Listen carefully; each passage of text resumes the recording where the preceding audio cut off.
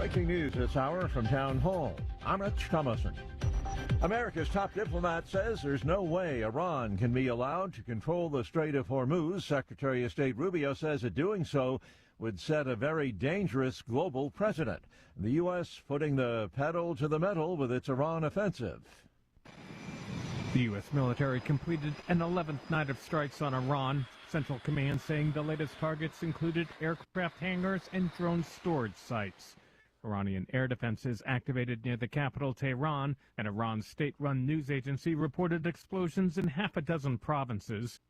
Before those strikes, in Tehran had traveled to Pakistan, a key mediator. But at the White House Tuesday, President Trump told reporters, until they're ready to meet in a meaningful way, we have no interest. And the conflict appears to be widening.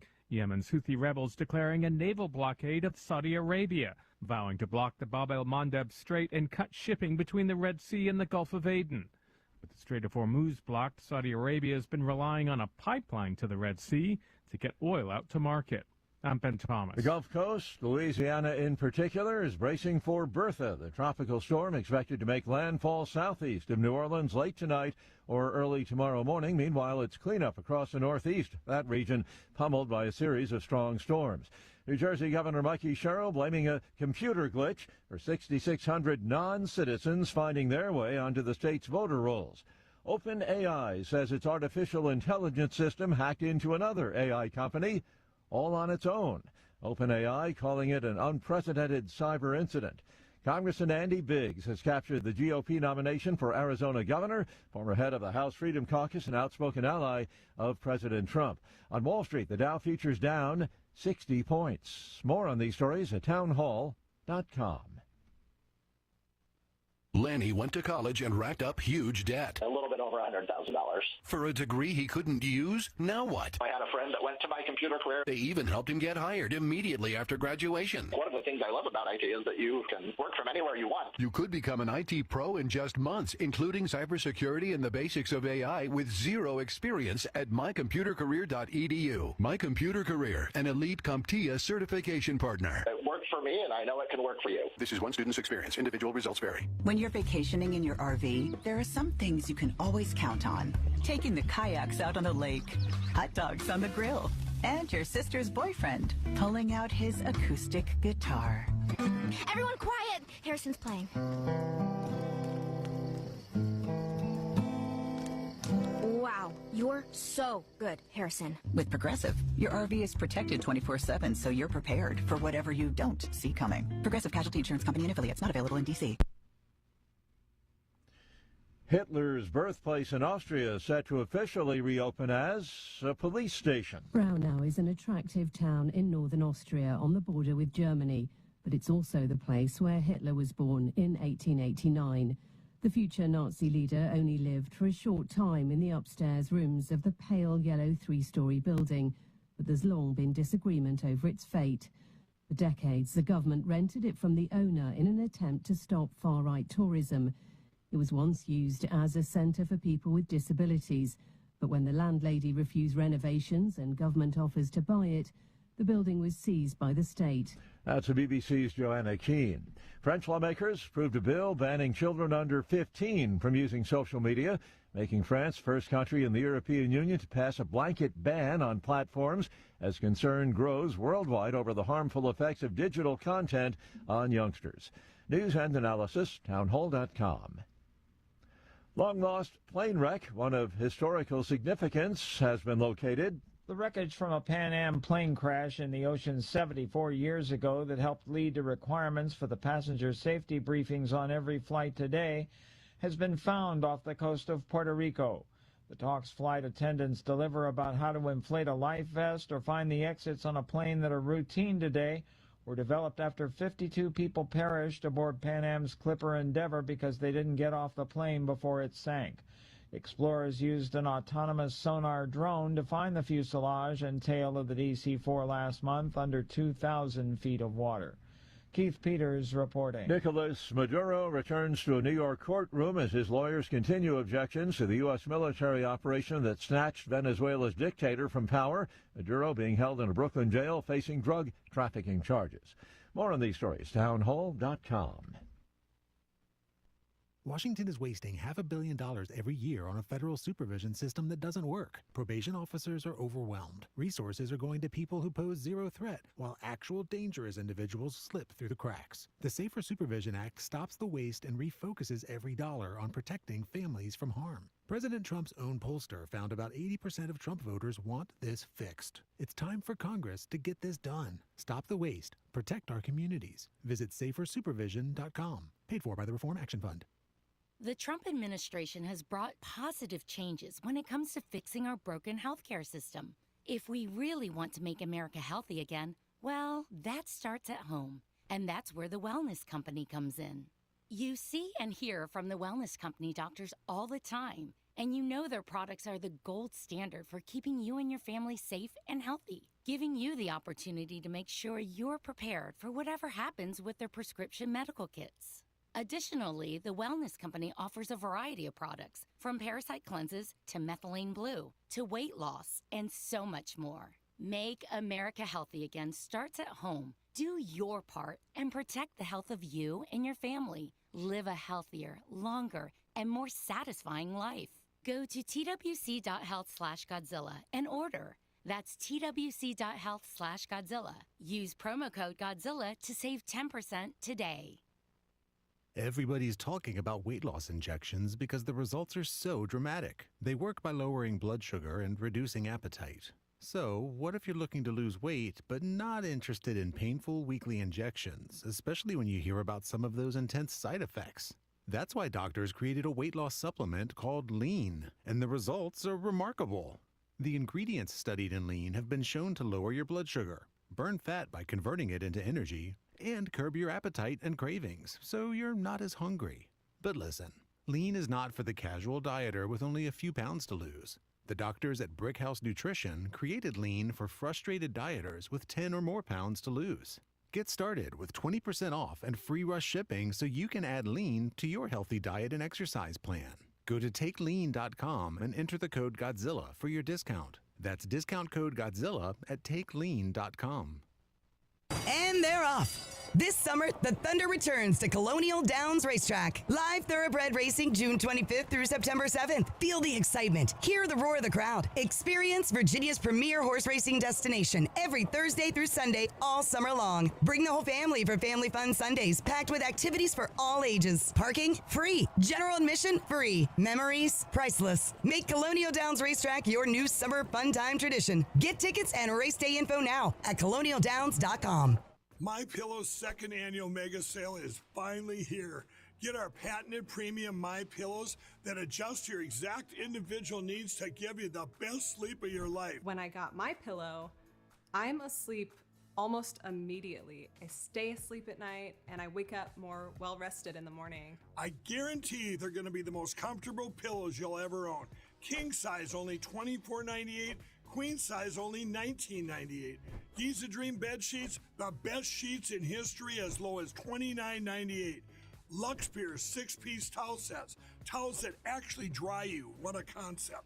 Now only $39.98.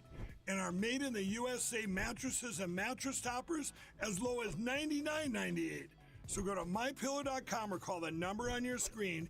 Use your promo code to take advantage of our second annual mega sale. Plus, free shipping options available when you order today. So don't delay, order now.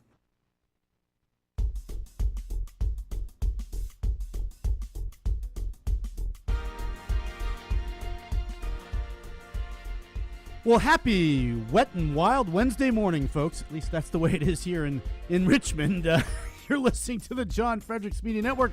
I'm Dan Hobgood. Time for a look at, among other things, weather and sports. Let's start with where I am in Richmond, Virginia. Already mentioned that, didn't I? The high temperature today will be 86 degrees with storms. The low, 68 with storms. Right now, the temperature is 75 degrees with a touch of Noah's Ark out there. I should say before we move on, the Squirrels postponed last night. Doubleheader tonight beginning at 5:35 at Carmax Park. In D.C., you're going to see a high today of 90 with possible storms, a low of 68 with spotty storms. Right now, the temperature in the nation's capital, 72 degrees. The Nats fall to the Rockies, who win 8-7 last night in Colorado. 3:10 first pitch this afternoon. Atlanta, you're looking at a high today of 89 with spotty storms, a low tonight of 74. Right now the temperature 76 in Georgia. Braves fall to the Padres 8-3 yesterday. First pitch tonight at 7:15. Nashville, you're looking at a high today of 88 with spotty storms, a low of 68 tonight, and right now the temperature in Middle Tennessee is 74 degrees. Philadelphia, high today in the city of brotherly love of 87 with possible storms, a low tonight of 65. Right now the temperature in eastern Pennsylvania 73 degrees. Dodgers topped the Phils last night 2-1. First pitch tonight at 6:40. Morgantown, shout out to you. High today of 78 with showers. Low tonight of 55. I like the sound of that. Right now the temperature 69 degrees in by God, West Virginia. And last but not least, my Yinzers in the 412. Looking at a high today of 74 in the Steel City. A low tonight of 54. I really like the sound of that. Right now, the temperature in the 412, 69 degrees. Buccos and Yanks postponed yesterday. Doubleheader today beginning at 1:05 in New York. Bringing you today's weather and sports update is the Godzilla Wins radio show for the best insight, analysis, and picks. Watch and listen to Godzilla Wins Saturday mornings from 9 to 11 all across the John Fredericks Media Network. Plus, to get John's daily sports picks, go to, you guessed it, GodzillaWins.com. Once again, that's GodzillaWins.com. And now for a few words to the wise. Yesterday, I alluded to the tendency of many, starting with those on the far left of the political spectrum, to describe another brand of authoritarianism, i.e. Nazism/fascism, as the far right. Of course, by this measure, only collectivist paradigms are possible, unless we're to believe that the middle here is supposed to be the refuge from totalitarianism. But how is that possible if the supposed middle stands between socialism, what Nazism actually is, remember, and communism? It's as if whoever cooked up this scam of a false alternative wants us to pick our poison, meaning their poison.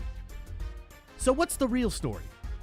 Well, if full-blown statism, collectivism, tribalism constitutes the far left, the far right would have to be its opposite. No? Suffice it to say, this is not Nazism, but rather the actual alternative to statism, collectivism, tribalism. What is that? Ding, ding, ding. Individualism. A social environment in which people are sovereigns unto themselves, and whereby no one may rule over other people. This is the near heaven on earth that, carried out to its logical end, our founders' creation begets. A quasi-utopia in which, by law, people live and let live. Consenting adults do what consenting adults do. Trespasses by individuals against others undoubtedly still happen, as a society that sanctifies freedom is one with inherent risks, but government fosters the peace via retribution against those who would breach the peace, whether intentionally or accidentally. Would that I could say that this space is what America occupies today, but we know, alas, that that's nowhere close to true. In fact, America today sits in the actual middle, in this quagmire between individualism and tribalism. And with a population under the aforementioned spell that rule of men over other men is inevitable, our nation moves ever more leftward. If the idea of America is to survive, if the potential of Western civilization is to survive, at least a sizable plurality of us needs to reverse course and, if not outright fulfill, then earnestly pursue the vision of this country's founding, confident in the goodness of remaining steadfast and unwavering to individualist principles. That leads me to tomorrow's subject, but in the meantime, this has been Dan Hobgood for the John Fredericks Media Network. Outside the Box with the Ox is next, followed by the one, the only, Godzilla of Truth, Oracle of the Deplorables, John Fredericks on The John Fredericks Show. Stay tuned, everybody. CNN World reports this week that AI breaches will occur, and sooner not later. That all of our national defenses are at high risk, and particularly stark risks to small and medium businesses. And that, quote, currently there is no transparent, consistent framework for regulating AI in the U.S. While some experts say the government should be involved in conversations about AI safety, others argue the result could stifle the industry, close quote. Somehow they must be blaming Donald Trump, but they stop short by just saying a group of experts experts have written a letter to him urging some action because they say AI models have reached expert levels of cyber capability. Okay, but I guess we're totally cool with this because thinking outside the box, now we can check how much gas is in our car at the moment, open our living room blinds, make sure our math is right on the business report we're submitting next week, shop for clever knickknacks to send to random relatives and friends for any occasion, and watch for stray dogs on our outdoor patio cameras from our phones while halfway around the world smoking the hookah in an Amsterdam hash den. Oh, and when we're drinking with buddies, we can solve once and for all who sold more records between the Beatles and Rolling Stones during an argument, and whether or not it tastes great or is less filling. Tastes great. Less filling. Tastes great!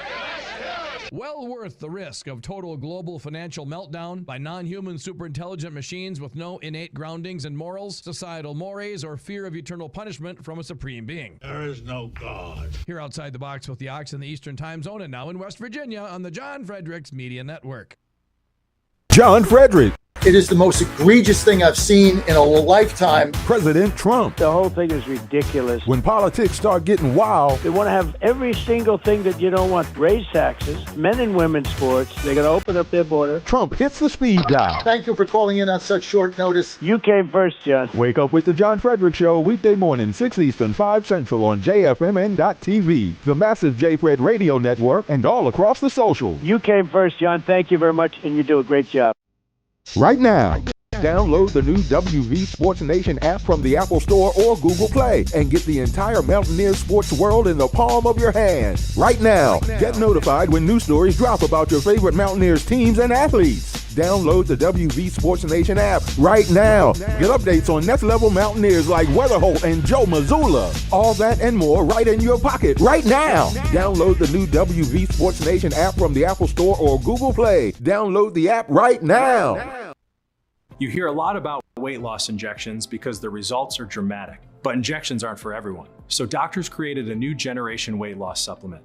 This is non-prescription lean, and the science behind it is impressive.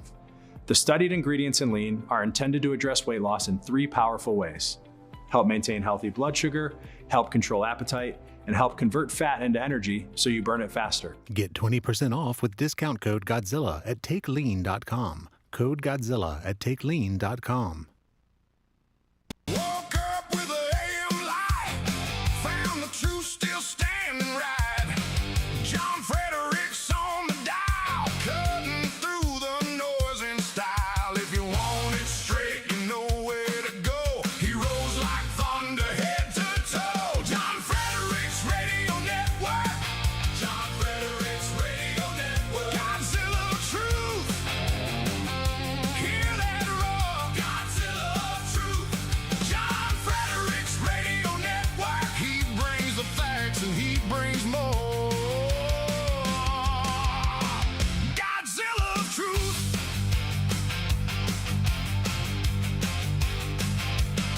From the back rows to the wire, he talks that hot truth fire. No polished mask, no paper crown. He tells it plain, he lays it down. If you want it straight, you know where to go. He rolls like thunder, head to toe. John Fredericks Radio Network.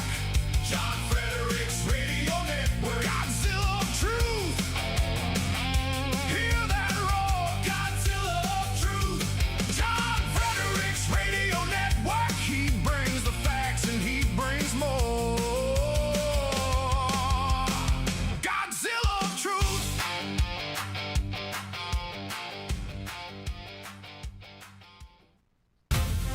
Live from the studios of the John Fredericks Media Network, it's the John Fredericks Show.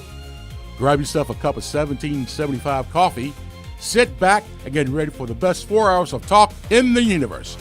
To be part of the show, just call our toll-free number, 888-480-5646. And now, here's the Godzilla of Truth, the Oracle of the Deplorables, the man who plays to win the game, John Fredericks.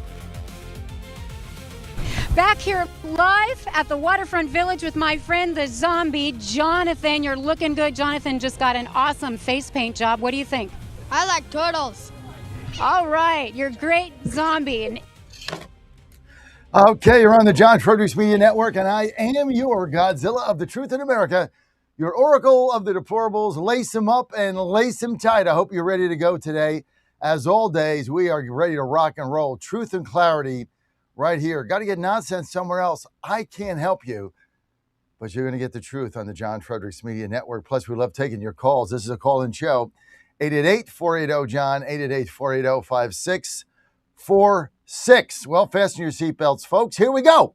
Well, looky what we have here in New Jersey. We have illegal voters. We have illegal aliens voting in our elections, just like President Trump said a week ago. Remember, they mocked him for a week? They mocked him for 5 days. They said this is made up. It's political power. He said there were thousands and thousands. I think he said 35,000 illegal voters in New Jersey. Jackie Sherrill comes out the next day. Oh, that's just political weaponization. We're clean. That doesn't happen here. Well, looky what we have here, folks. The dam for the fake Democrats has finally imploded in front of their face, and it's starting in New Jersey. Jackie Sherrill, governor of New Jersey, has to come out yesterday in a hastily called press conference and admit that they have at least 6,500, almost 7,000 illegal alien registered voters on New Jersey rolls. At least 7,000.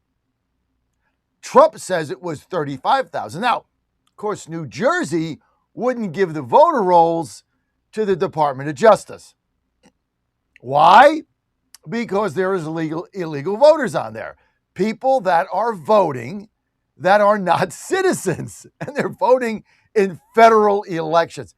This has now become a banana republic. This is what the Democrats want. Now, the Democrats have spent the day defending this. Here's what they're saying. Well, we can only verify that about 500 of these people voted in the last election. Okay. You can only verify that 500 people voted.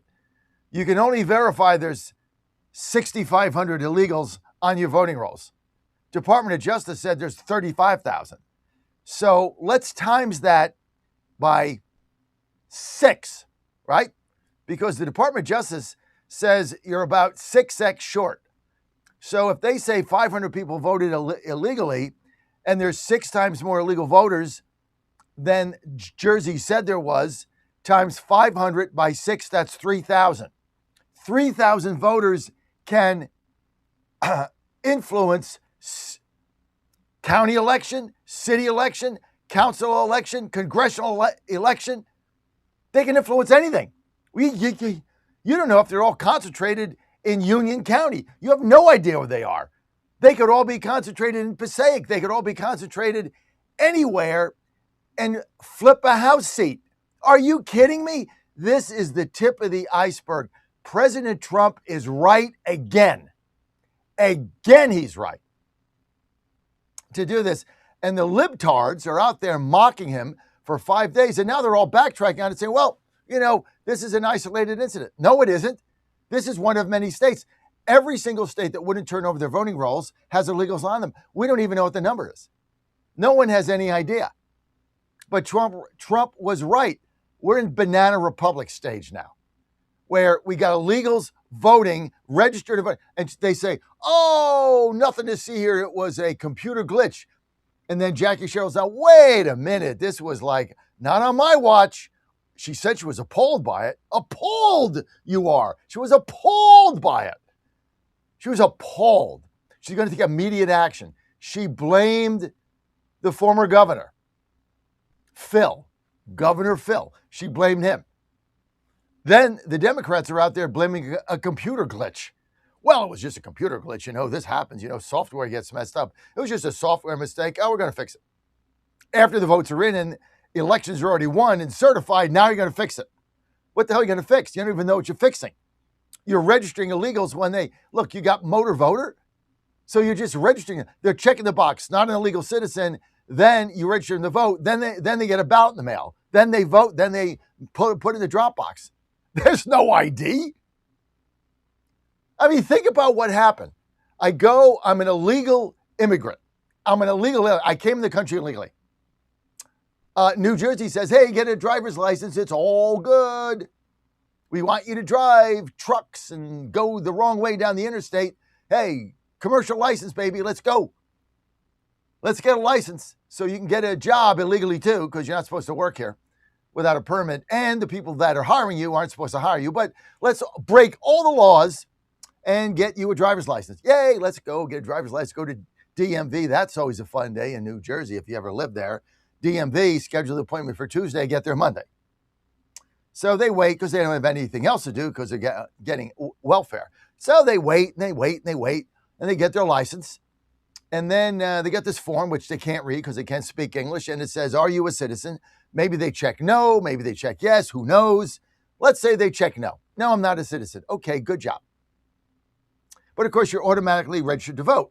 So they run it through the computer and they ignore that they're not a citizen and they get on the voter rolls. Now they're a registered voter in New Jersey. Now, because you don't need ID in New Jersey, and what's even better is they mail out ballots. So now you're living with, 8 people in a cement truck or something, and now you get a ballot in the mail. Ooh, ballot in the mail. Democrat. Yeah, they're going to give me money. Check, check, check, check. Now what do I do with it? Well, I don't need ID. I'll just sign it. I'll scribble sign it. Can't sign my name. Voted for all the Dems because that's what I was told to do because they're going to give me money for free. America's a great place because you get free stuff by the Democrats. And so do I have to show ID to vote? No, I'll just put it in the Dropbox or I'll mail it in. Hey, do you have 25 cents for a stamp or whatever it is now? I don't even know, 50 cents, 80, $1. I have no idea. But they just put it in a Dropbox. They sign it, no ID, nothing, vote gets counted. Hey, that's the way to have the most secure election in the history of America. The safest, most secure election. Isn't that what the Democrats have been saying since 2020? The safest, most secure election with illegals voting. So now you're caught red-handed with your fingers in the cookie jar. So now what do they say? Well, no problemo. It's just a computer glitch. It's really an isolated incident. It really doesn't, it's not rampant. It's not widespread. It's not like Illinois, and it's only a few hundred and a few thousand and a few tens of thousands and a few 100,000. It really doesn't affect anything except these races here. Maybe it did, but, we don't really know who voted, so out. We already seated them. It's all good. It's all good. It's all for the greater good. This is the pile of crap the Democrats have been selling you, and now they're spinning their way out of it. I got so many clips here, I don't even know where to start. But it is such a joke. It is a joke. Jersey is a clown car. Cheryl's a fraud. Oh, it's Governor Phil's fault. I'm appalled. I'm appalled. This is days after she said, well, that's, weaponization of voter rolls. That's weaponization. That's political. We don't have 35,000 illegals here. We have no illegals. We're clean as a hound's tooth. We're clean. You can't get cleaner than us. We're so clean. You could go down to the bottom. You could eat off our voter rolls. They're so clean. You could have a picnic. No ants. It's all clean. Cleaner than a hound's tooth, she says 3 days ago. Now it's, sorry, I'm appalled. I'm really appalled by this. I'm so appalled. I'm appalled. But it's his fault. It's Phil's fault. Governor Phil, your fault. Murphy, Irish guy over there, it's his fault. I don't have anything to do with it. If it was up to me, I'd clean this up long ago. Now that I know, I'm going to be on it. I'm on it like flies on manure. I'm Jackie Sherrill, and I'm getting rid of these illegals. Of course, they all vote for me, so maybe I better think that one through. But yeah, I'm appalled. We're all appalled. Oh my goodness. Only in New Jersey can this happen. John, this is your call and your day, baby. John in Monmouth County, New Jersey, home of milk and honey. John, go ahead. You're live, buddy. Hey, John, it's unbelievable, isn't it? They don't do the illegals here in New Jersey. Nope. So what you're missing, there's more to the story, of course, and you know that there's, I mean, the DHS is saying they're seeing at least 35,000 just with an initial scrub. But the real story is with the group that collects the data through the DMV. It's called the IDEMIA. They're like affiliated with Identigo. Do you ever go get your fingerprints done, Identigo? So here's the story. And I did a little homework this morning. They've been working with the Division of Motor Vehicles in New Jersey for 40 years now, collecting data. And they're saying this wasn't a glitch. What they do is they collect the data, and then they transfer it to the Department of State in New Jersey, which is the Division of Elections, and they're the ones that registered the actual voters. So she's which of course for them to come out and admit it, there's a deeper story here because they're trying to cut this thing at the feet. But the bottom line is she's actually lying, it looks like, allegedly. Because they're saying we have the data, we just transfer it to the Division of Elections. So they're actually registering the voters. It's unbelievable what's happening here. How we cannot get the Senate to move at this point is just it's jaw dropping. That's the story. Unbelievable.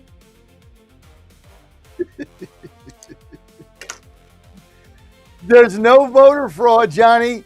According to the Democrats, there's no voter fraud. It's all good, John. Nothing to see here, John. Nothing to see here. It's all Trump. It's all made up. It's all nothing. He's got nothing. Oh, wait a minute. We got a computer glitch here in New Jersey. Here's at least 6,000 that we just, first passed off. I mean, John, we are going to win the midterms. I don't care what anybody says. I don't care what the polls say. Average Americans that have a brain in their head are not going to vote for these whack jobs. They're just not going to do it. We are going to win. And that's why I'm so optimistic. I get up every day. Well, I had dinner with somebody last night, doom and gloom. We're going to lose 40 seats, GOP operative. I get it. Trends, numbers, this, that. I said, well, you've never been in a time where the communists are inside the tent. We're going to throw them out. They're not going to win, dude. They're not going to win. And we're going to clean up these voter rolls. Let's go. Lace them up, Johnny, and lace them tight. New Jersey. Where else would you have the first dam break in fraud? If you scoured every state, which one would you pick? New Jersey. It doesn't get better than this, John. We'll be right back. 972-PATRIOT. That's 972-728-7468. Use offer code Godzilla for free activation. In 2008, the amount of concentrated time people could spend on a task without becoming distracted was 12 seconds. 5 years later, it was only 8 seconds, 1 second less than a goldfish. If you're often distracted or have trouble recalling information, you're likely to fall behind in the demanding, fast-paced 21st century. In other words, brain performance is more critical now than ever. Boost your brain power with Healthy Cell's Focus Plus Recall. Science-backed nootropics to help you sharpen focus, concentrate longer, enhance recall, improve mental speed, learn rapidly, and be more alert. It's a pill-free brain supplement made with maximum absorption ingestible gel technology, designed to feed your brain at the cellular level. Take it for a test drive. Go to healthycell.com and use code GODZILLA for 20% off your first order of Focus Plus Recall. That's healthycell.com, code GODZILLA for 20% off. MyPillow's second annual mega sale is finally here. Get our patented premium MyPillows that adjust your exact individual needs to give you the best sleep of your life. When I got my pillow, I'm asleep almost immediately. I stay asleep at night and I wake up more well rested in the morning. I guarantee they're going to be the most comfortable pillows you'll ever own. King size only $24.98, queen size only $19.98. Giza Dream bed sheets, the best sheets in history, as low as $29.98. Lux Pierce 6-piece towel sets, towels that actually dry you. What a concept. Now only $39.98. And our made in the USA mattresses and mattress toppers as low as $99.98. So go to mypillow.com or call the number on your screen. Use your promo code to take advantage of our second annual mega sale. Plus, free shipping options available when you order today. So don't delay, order now. Trump 2.0 is in full effect. How do you keep up with all the action? I'll tell you. TrumpNationNews.com is your inside source for the inside scoop. Manufacturing, jobs, deportations, and the nation's rejuvenation. The first 100 days and beyond. All the news you need and no liberal gibberish. It's the perfect way to start your day. Sign up for the TNN newsletter. Do it today. TrumpNationNews.com. TrumpNationNews.com. Part of the John Fredericks Media Network. And they're off. This summer, the Thunder returns to Colonial Downs Racetrack. Live thoroughbred racing June 25th through September 7th. Feel the excitement. Hear the roar of the crowd. Experience Virginia's premier horse racing destination every Thursday through Sunday all summer long. Bring the whole family for Family Fun Sundays, packed with activities for all ages. Parking? Free. General admission? Free. Memories? Priceless. Make Colonial Downs Racetrack your new summer fun time tradition. Get tickets and race day info now at colonialdowns.com. What happened was that second game, we got our ass kicked, or the second half. We just got our ass totally kicked. We couldn't do diddly poo offensively. We couldn't make a first down. We couldn't run the ball. We didn't try to run the ball. We couldn't complete a pass. We sucked. The second half, we sucked. We couldn't stop the run. Every time they got the ball, they went down and got points. We got our ass totally kicked in the second half. That's what it boiled down to. It was a horse performance in the second half. Horse. I'm totally embarrassed and totally ashamed. Coaching did a horrible job. The players did a horrible job. We got our ass kicked in that second half. It sucked. It stunk. Don't touch that dial. You found your home of the truth. Do you solemnly swear to tell the truth, whole truth, and nothing but the truth? With the best analysis in America. You can't handle the truth. And now back to the John Fredericks Show. All right, you got him, and you got him back, and it's great to have you with us. And we got vote fraud in New Jersey. We got vote fraud all over the place. But folks, this is only the tip of the iceberg. Okay, what is going to go on is just beyond the pale. We've only actually started with this. We've also got some updates here on the primaries last night in Arizona. Mike Lamb wins his seat. Sheriff Lamb been on my show many times. We're excited about his win. He's going to win that congressional seat. Andy Biggs is the gubernatorial nominee. He'll go up against Katie Hobbs. He is going to win that race. He is a tough candidate. She's been horrible, so we're very excited about that. And a lot of good things happening on that front that we're fired up about. Now, you got the Iran war. We got clips on that. President Trump, I think now is past the point of no return. You got to finish the job here. You've got to finish it. There's no other way to do this but to get in there, take Carg Island. He's got to do something dramatic. He's got to take Carg Island and just get this over with and keep bombing them into oblivion. Keep the stranglehold on. There's no deal. There's no MOU. There's no negotiation. They can negotiate all they want. We don't know who we're dealing with. There's two governments there. The thing is a mess. Keep bombing them. Keep taking them out. That's it. And keep starving the country until finally they just have to do something or nothing, or who cares? Just get the straits open and get the oil. That's it. That's all we have to do. And he'll be rewarded by ending this horrendous regime. He'll be rewarded at the polls. See, everybody think this war is going to cause him to lose. If he continues what he's doing and he finishes it, this is going to be the thing that takes the Republicans over the top, because average people realize we couldn't go on this way with these people. They've been at war with us for 50 years, and we got plenty of clips on it coming up. And but let's go to Steve in Virginia. Steve, you're live. Good morning, Chairman Fredericks. Thanks for taking my call. Yep. And I wanted to talk about a couple things that you mentioned yesterday. And first of all, I believe your lapel mic is not only adequate, but it's a studio standard for what you're doing as far as, you're doing a radio show, but you're also doing video. So, having microphones in the scene on a TV set is kind of like, I don't know what Larry King's problem was, and all the others that started doing it, and now you've got all these clodcasters, as I call them, that have to have this giant microphone in front of their face, and they're wearing headphones like they're doing something, and it's like, it's all irrelevant, and it looks stupid, and it comes down to probably a psychological issue of having a phallic symbol to represent them. So I agree with what you're doing, and I think that the sound is always great.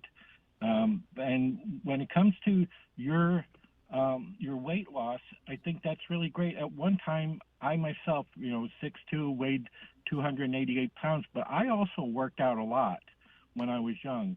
And so a lot of the muscle that I built up in my early years, eventually turned to fat, but I still had a lot of muscle, and I wound up losing, when I reached 288, I thought, this is too much, and I cut back. But, for what you're dealing with now, I would say one of the best things you can do is to have your biggest meal of the day in the middle of the afternoon, because with your schedule and when you go to sleep and everything, you don't want to be going to sleep, after having a meal to begin with.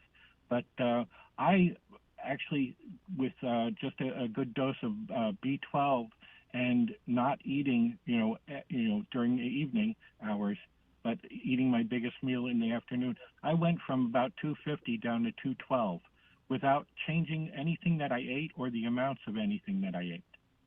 So hopefully, maybe you can incorporate that into what you're doing also with lean, and that'll help you get down to where you really want to be.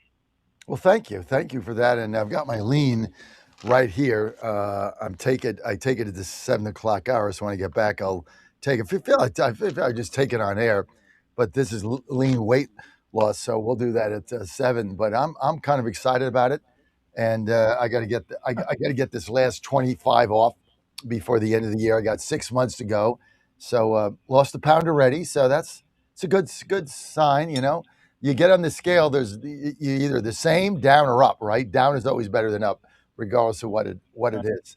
But anyway, Steve, thank you for that comment. Thank you for the comment on the microphone. What's on your mind? I also want to let you know that when it comes to the scale, the scale, it doesn't always tell the truth. There's basically 3 types of body, bodies that people have is endomorph, ectomorph, and mesomorph.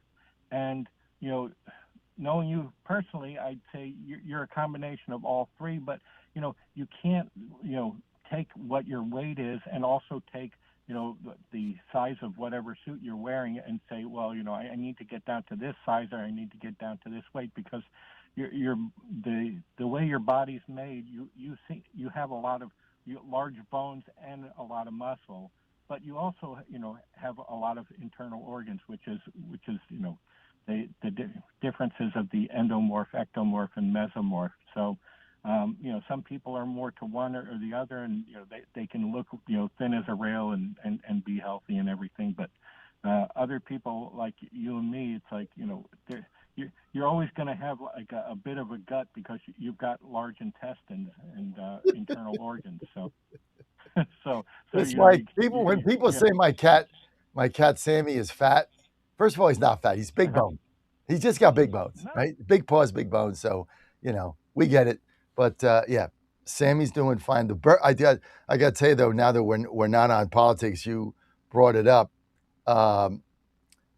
There's these baby birds. Like there's a bunch of birds out. We're like up on a high floor, and there's big windowsills there.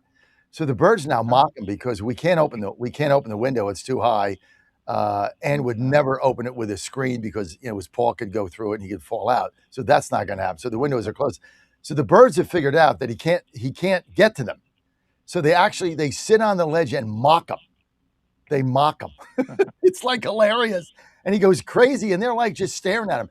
And then when he's asleep or he's not there, they'll all perch on the thing, like looking in, waiting for him to come out. I mean, it's hilarious. And then he comes out and they all squawking, and then they come back and he squawks again. I mean, they absolutely mock him when he's not there. So, Sammy's got to get a little bit quicker in his game. Those birds are mocking him. But yeah, anyway, anything on politics you want to mention, Steve?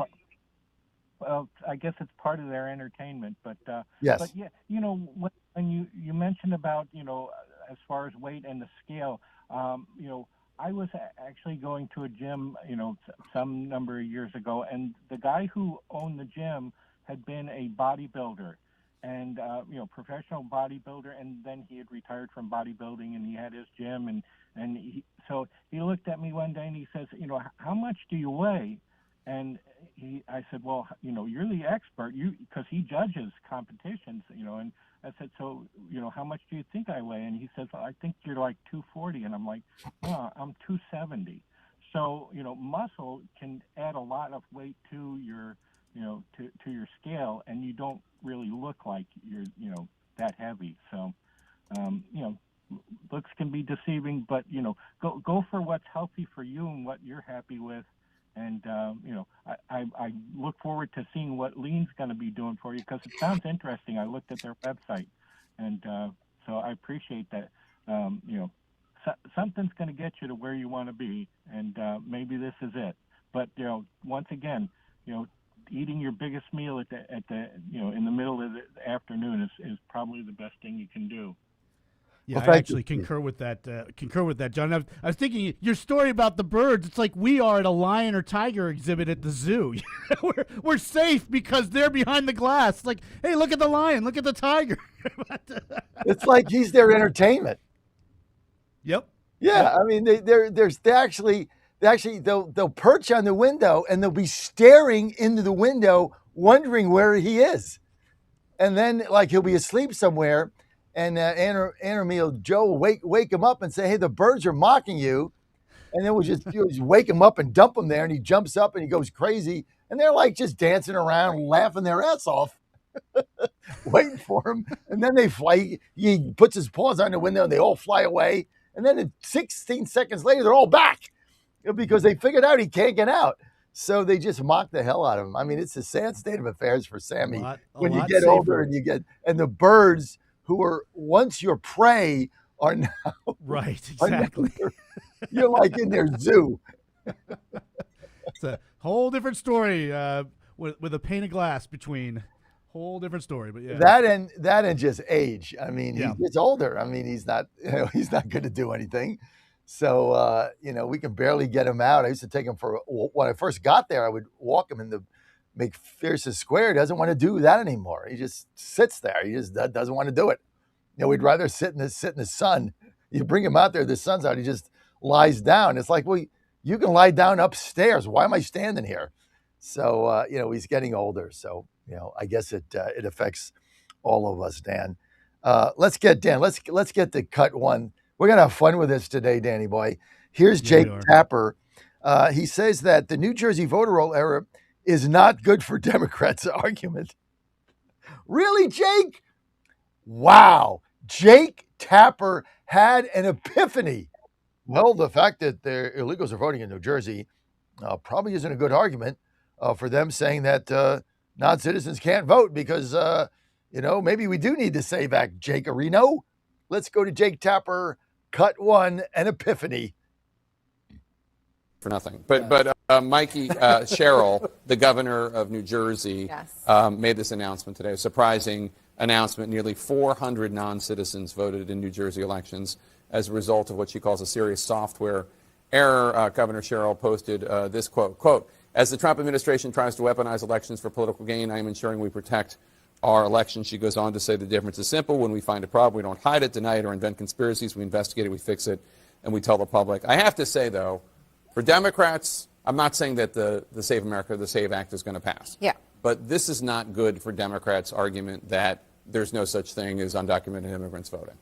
This is not good for our country generally, I would Right. say. Even better. And it is not, this is a terrible problem to have. I think she handled it correctly. This happened before her time. She was made aware of it just recently. Well, as long as she's made aware of it, that's good. Yeah, it's not good for the country, and it's going to give the Republicans a tremendous amount of ammunition to get the SAVE Act passed. But, of course, we can't get rid of the filibuster. We can't get rid of the parliamentarian. John Thune won't do anything. And it just goes on and on with the same nonsense over and over and over. Let's get to three. Cut three here. Here's Scott Jennings asking Abby Phillip what her tolerance is for voter fraud. See, this was brilliant by Jennings. Okay. And I'm going to take a page out of this. This was brilliant because he didn't ask her about voter fraud or what she thinks he said, because they're all saying, well, it's just, 500 voters, 6,600 voters. It's really not that many. It's not affecting the presidential outcome, right? So he's asking her, well, what level of fraud can you tolerate? Brilliant question. 3, roll it. Of widespread, by the way, is it 1%? Is it 2%? I don't know, more than 100. I think it's a big problem. What's yours? What's your tolerance for this? Hold on. This is not about tolerance. This is about is it widespread or is it something that is relatively rare? You're pounding him over the word widespread. I just would ask you, Scott, what is your tolerance for any fraud at all? Is it widespread? Absolutely. Over 6,000 people. What is your bar for widespread? She said, my bar is I want no tolerance. Okay. I have zero tolerance. So what is your tolerance for American citizens? By the way, this isn't the only place this is happening. What is your tolerance for American citizens whose valid voter registrations are invalidated by incorrect databases? What's your tolerance for that? I don't have tolerance for any mistakes in the electoral system, including putting non-citizens on the rolls. So then why are we not keeping the same energy for that as we are for this? I do have energy. As you know, I've come out here and long argued that every time we don't clean up the voter rolls, that every time a non-citizen makes it onto the voter rolls, it invalidates some legal person's vote. What about when an American is not allowed to vote when they are eligible to vote? I don't have any tolerance for that either. An American citizen should be allowed to vote. But American citizens are. See, they can't ever answer the question. This is what the communists do.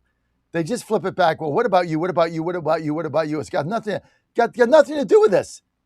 What is your tolerance? If you're saying it's not widespread and it's no big deal, what is your tolerance? 10%, 100%, 50%, 2%? What's your tolerance for illegals voting in your elections? That's the question. And, of course, these nitwits can't answer it. Line 1, Ed in Virginia Beach, go. Good morning, John. How you doing today? Never better, Ed. Thank you. Hey, I got to tell you, John, I've been listening to you since you lived in Chesapeake. Thank you. I think you're one of the greatest voices for this place, and I can remember it. You're like a Walter Cronkite for us. Thank you. Thank you. And wanted to tell you, I really think the last governor's race we had in Virginia, when all the mail-in ballots showed up right at the end, and it was such a large, even number, that if that didn't stink to high heaven, I'd like to know what does. Well, that's the problem, what I've been saying with these mail-out ballots. I mean, if you're not on top of this, you have no ability to win an election. I mean, when they're getting, if you looked at the referendum in New Jersey, right? The no vote, I'm sorry, Virginia. Sorry, Ed. The no vote in Virginia on game day won in a landslide. The no vote on game day, on early voting, or we actually go in and vote in Virginia early, right, was virtually tied. So he did a great job on early voting. The mail-in ballots, which represented 20% of the vote in Virginia in that referendum, went for the Democrats 90-10. 90-10. You can't win. How they got to 90-10, how they got all these ballots in by the mail, they're harvesting them. And we don't know who they're harvesting. If you're an illegal voter and you get a ballot in the mail, you don't have to show your face ever. You don't have to show ID. You don't have to do anything in Virginia. Somebody comes at your door, you check the box, you're going to get more money, you give it to them, and they harvest it. Until we figure this out, we can't win. This is why the SAVE Act is so critical. This is why mail-in ballots, look, I'm for being in the game until we get rid of it. So I'm trying to get rid of it. But in the meantime, Ed, we got to get in the game. You lose mail-in ballots 90-10, and they represent now 20% of the votes. You can't win an election ever. That's the problem that we have. The fraud is that Jersey, I'm telling you, Ed, tip of the iceberg. It is one little speck of sand on this. The Democrats have invented a fraud vote machine with mail-in ballots, phony ballots, Starbucks ballots, illegal voters, harvesting. They've crafted this fraud machine that Trump understands we have got to break it. We have got to break it to bits. And you do that with a SAVE Act. But as long as these states have this kind of jurisdiction, we're screwed. I mean, do you think there's no illegal voters in Virginia, Ed? Well, I saw those numbers come in that night. I stayed up late to watch it, and I just couldn't believe. I mean, do they have like a guy that sits in the room at the end of the right before it closes and goes, "I got to print out like 40,000 to make this right"? No, that's not the way it works. Like. They're not manufacturing votes at the end. They harvest mail-in ballots. They have an operation. They have the boots on the ground. These people are paid. They have the money. They know who's got a mail ballot. They go to their door. If they haven't turned it in, they knock on it. They get them to fill it out. They put it in their duffel bag and they put it in their drop box. Okay, this is called ballot harvesting. And we have no counter to that. We have no antidote. So that is their operation. We don't know of these mail-in ballots, Ed. We don't know how many of these are illegal voters. We don't know how many of these 8 people live in the same, cement truck or a taco stand or a food truck or whatever their address is. You have no idea. You never see them. They're harvested and put in a box. And this is how the Democrats are able to win. And we don't have any antidote for this. So what we're trying to do is get rid of it because we're 3-4 cycles behind. Here's the good news, Ed. We caught up on early voting. Early voting is never going away. There's never going to be one-day election again, okay? Now, 45 days in Virginia is a joke, but think about it. We've come so far on early voting where we were getting trounced. Now we're getting like between 35 and 50% of the vote. We got almost 50% on that referendum in the 45-day vote in Virginia. So we're getting there.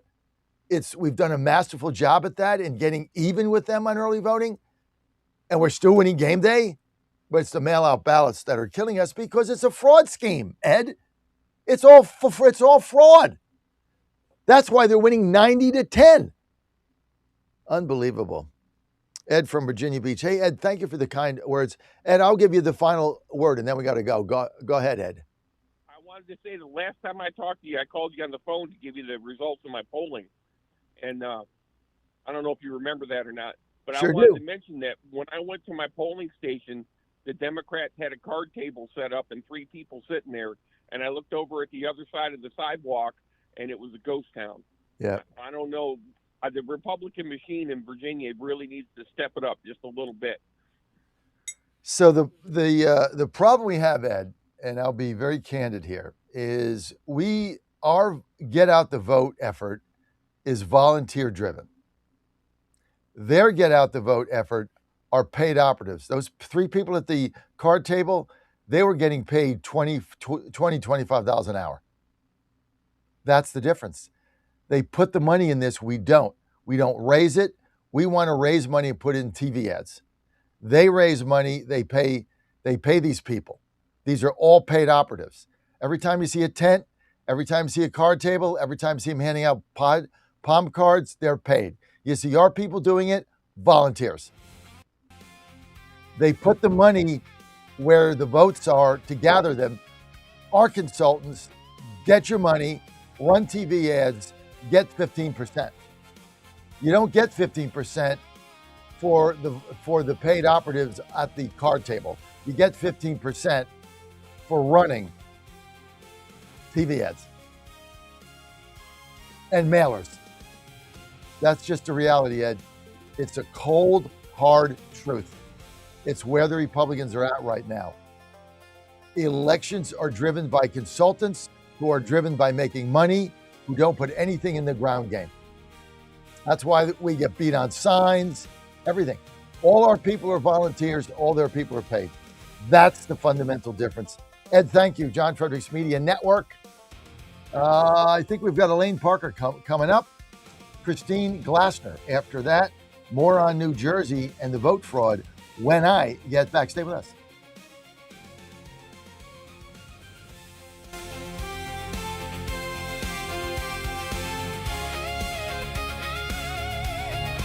This is WJFN, Goochland, Barnett, Chester, and WJFV, Portsmouth. Breaking news this hour from Town Hall. I'm Rich Thomason. With only 104 days left until this fall's midterm elections, the issue of affordability, including prices of gasoline and groceries, continues to be raised by voters, some of whom blame the war with Iran.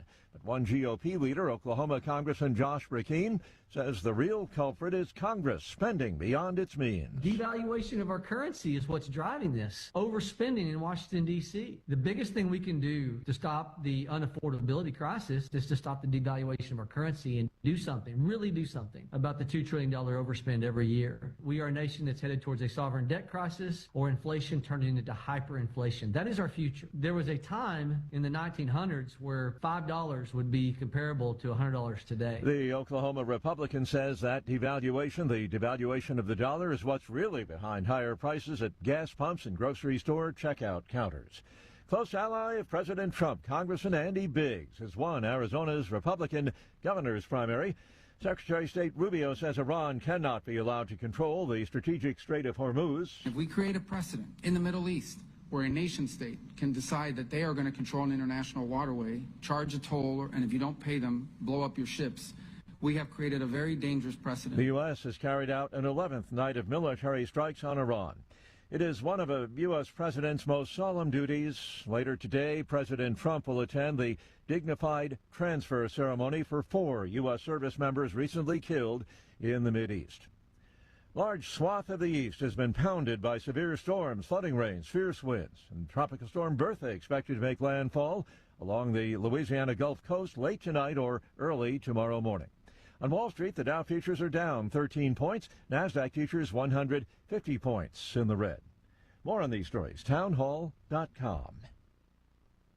If you're watching the market, you may know that gold has pulled back more than 20% from its recent highs. Silver has fallen even further. History shows that this could be the perfect time to diversify your retirement portfolio to include precious metals like gold and silver. In crisis after crisis over the last 50 years, gold fell first, then surged to new highs as the crisis unfolded. That's why Advantage Gold wants to send you a free gold investment guide valued at $49, plus a free copy of economist Ken Rogoff's best-selling book, Our Dollar, Your Problem, when you call 800-900-8000. In today's market, government debt has exploded to nearly $40 trillion, and central banks around the world continue buying gold at record levels. The smart money sees opportunity. If you're considering diversifying a retirement account with precious metals, tax and penalty free, now is the best time to call Advantage Gold at 800-900-8000. Results vary. Consult your financial advisor before investing. Call 800-900-8000. That's 800-900-8000.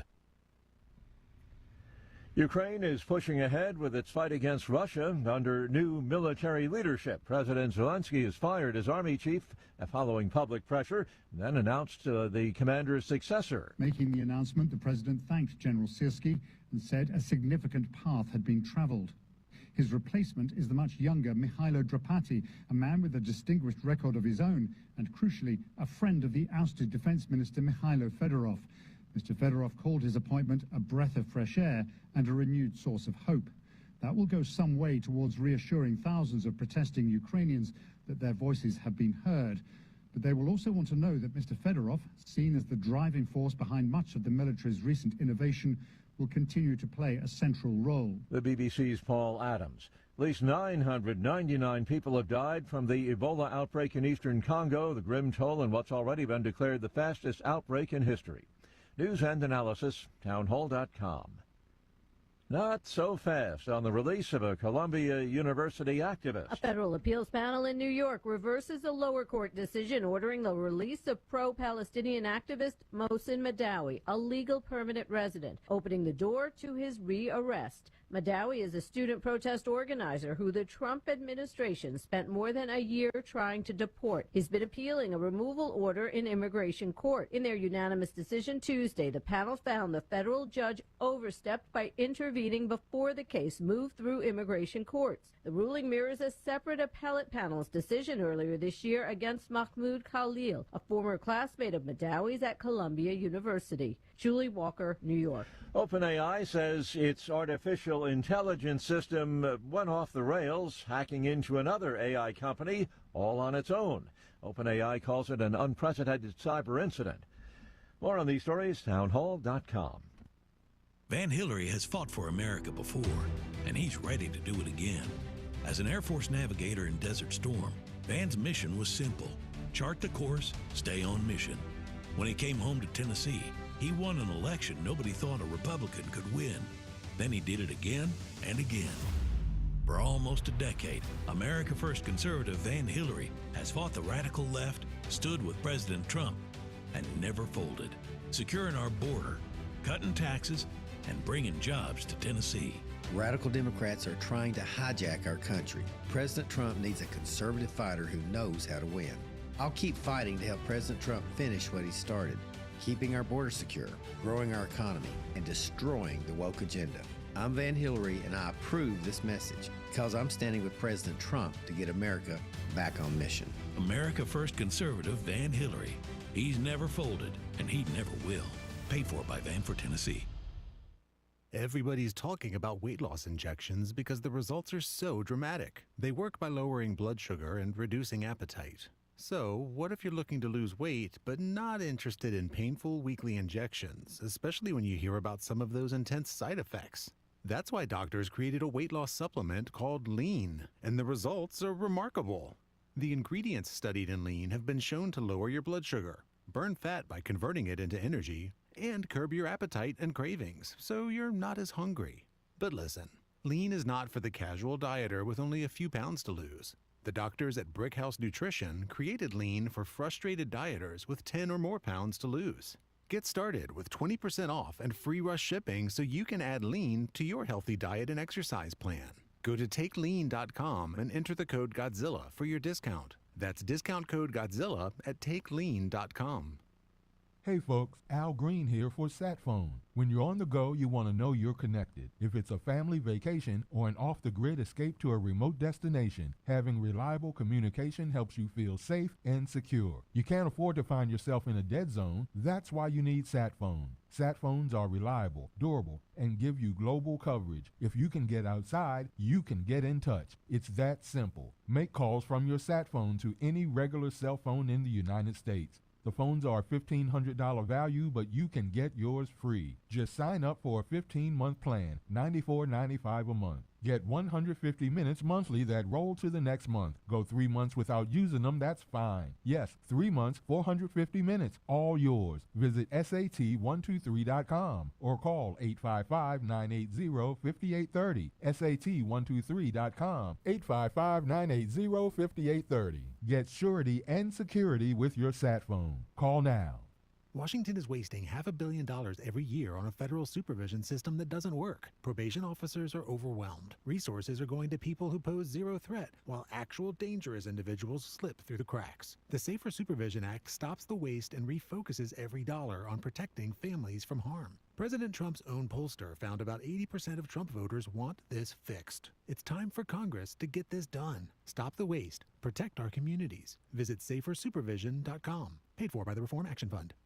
And they're off. This summer, the Thunder returns to Colonial Downs Racetrack. Live thoroughbred racing June 25th through September 7th. Feel the excitement. Hear the roar of the crowd. Experience Virginia's premier horse racing destination every Thursday through Sunday all summer long. Bring the whole family for Family Fun Sundays, packed with activities for all ages. Parking? Free. General admission? Free. Memories? Priceless. Make Colonial Downs Racetrack your new summer fun time tradition. Get tickets and race day info now at colonialdowns.com. Live from the studios of the John Fredericks Media Network, it's The John Fredericks Show. Grab yourself a cup of 1775 coffee, sit back, and get ready for the best 4 hours of talk in the universe. To be part of the show, just call our toll-free number, 888-480-5646. And now, here's the Godzilla of Truth, the Oracle of the Deplorables, the man who never has a failure to communicate, John Fredericks. Your Godzilla of the Truth in America, your Oracle of the Deplorables, coming live from Washington, D.C. Hey, no travel this week. Probably going to be a press briefing tomorrow. President Trump going to Georgia today. Peach Crew, they're all fired up. They'll be on at 9. Elaine Parker is with us. She'll be joining us momentarily. But I'm going to take you on my continual weight loss journey. Started this thing at 285. That's too bad. Doctor said, you want to stay around to see your son pitch, play baseball. We got to lose some weight. Did a lot of different things. PhD weight loss definitely helped me when I started there. Went down a lot. So I'm 245, 242 now, but just kind of a plateau. So I've started this thing called Lean. This is right here by Brickhouse Nutrition. Now, everybody's talking about this these injections. I don't take injections. I don't like my blood sugar spiking. I don't like synthetic stuff. I would never do that. But that's just me. If you're having success with it, fine. But I like natural stuff that works in a different way. Also, when you take these shots, these are not sustainable unless you're going to take these for the rest of your life and pay all that money. I mean, a lot of people, when they get off it, start putting the weight back on. I'm not interested in that. So I'd rather lose it the right way. And what I found out with Lean is that in the studied ingredients, you do weight loss in 3 powerful ways. You help support healthy blood sugar. You help your body fat by converting it into energy, and you help curb appetite and cravings so you're not hungry. And Lean was created for frustrated doubters like me that want to get to the next level, but you got to want to lose 10 or more pounds. If you're trying to lose 2 pounds or 3 pounds for a wedding, no, don't do this. But I can get you 20% off right now. Now, I take my Lean every day at 7 a.m. I take 3 of these. I take it right on air. That way you don't forget, because sometimes you're busy in the morning. I got things going on. I got to get my rundown in. So I just pop 3 of these in right here, Lean. Get a little water. Here's the other good thing. You can never drink enough water. So, It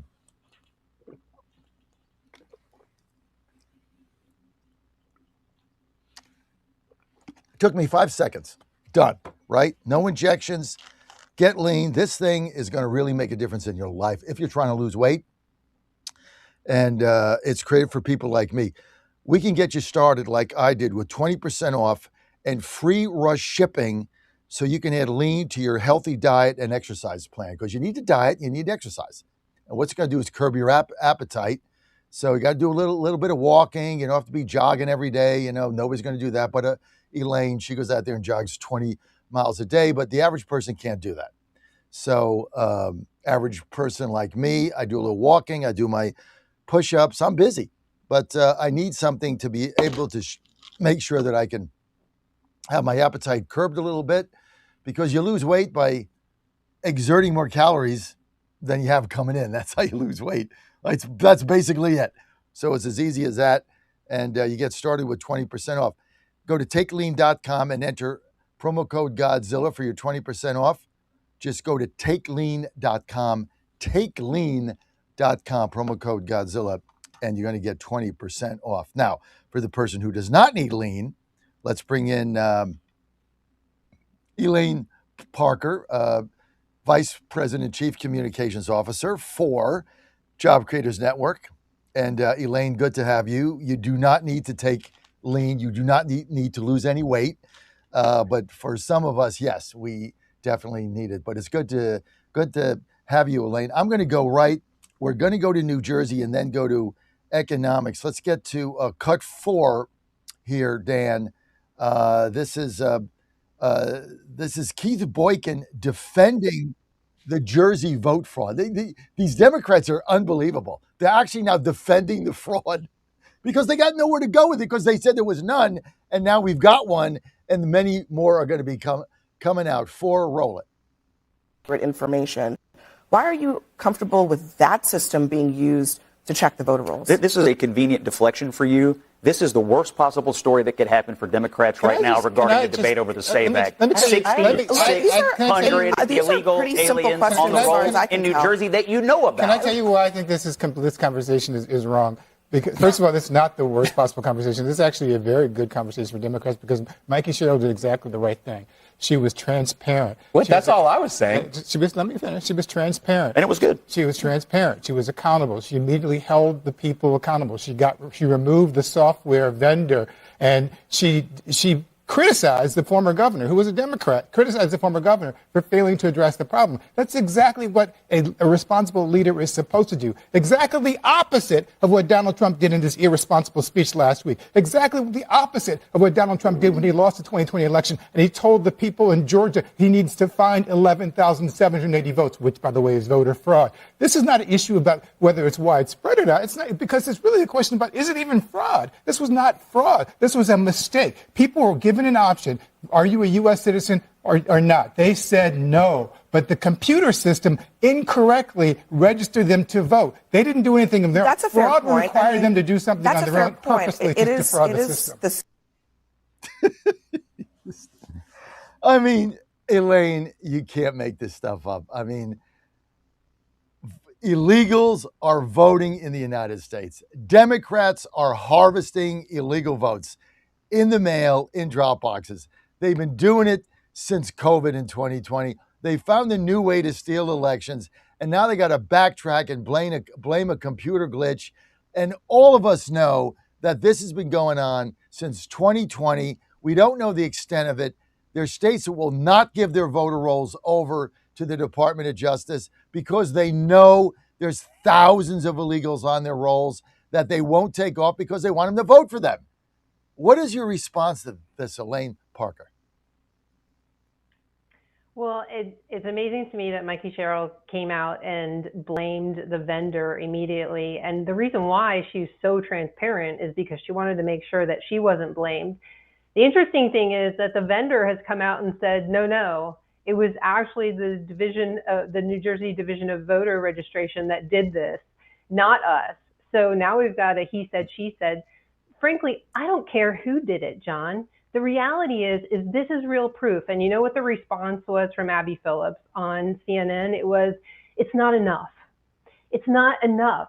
So it doesn't rise to the level.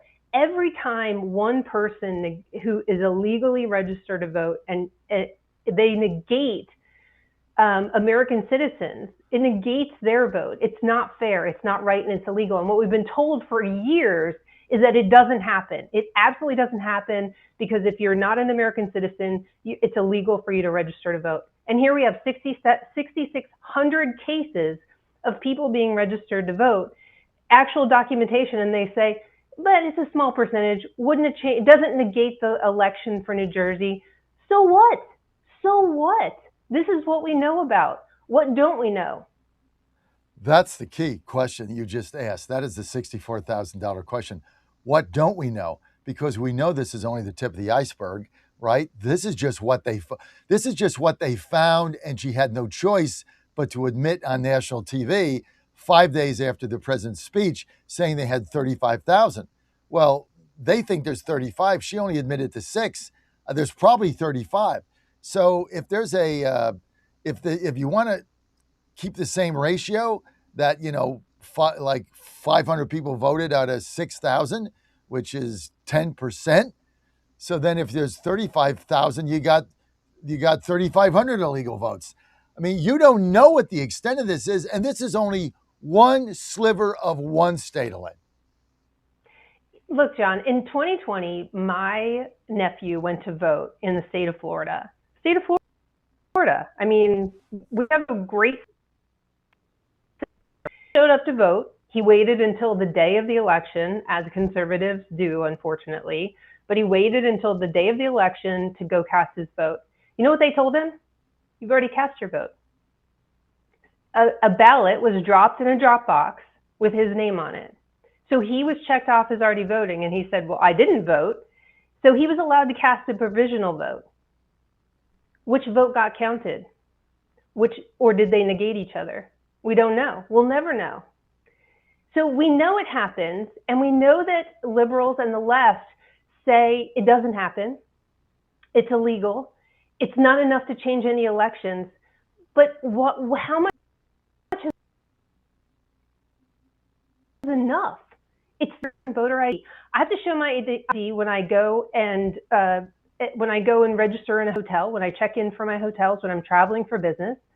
I have to show my ID when I go to the doctor's office. I have to show my ID when I pick up tickets at a will call office. There are multiple ways in every day of my life that I have to show my ID. What is wrong with having to show your ID to vote? If you were to come on my show in Washington, D.C. live here in my studio, if you came into our office complex, you can't get past the desk without showing your ID, having them make a copy of it, and running it through a check system. And this is just an office building. You can vote, though, without it. You can just walk into Washington, D.C.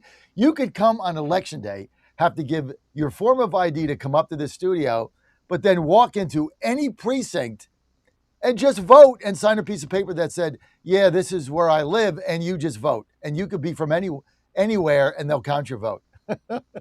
Maybe that's how I win. Get all my friends to just come in and vote. I mean, it's incredible what they're doing here. So, all right, let's get to first of all, I want to compliment you because we're getting you out of the box. This is like out of the box Elaine. I mean, we're talking about cultural issues. We're talking about voter fraud. We're talking about all the things that you never wanted to talk about.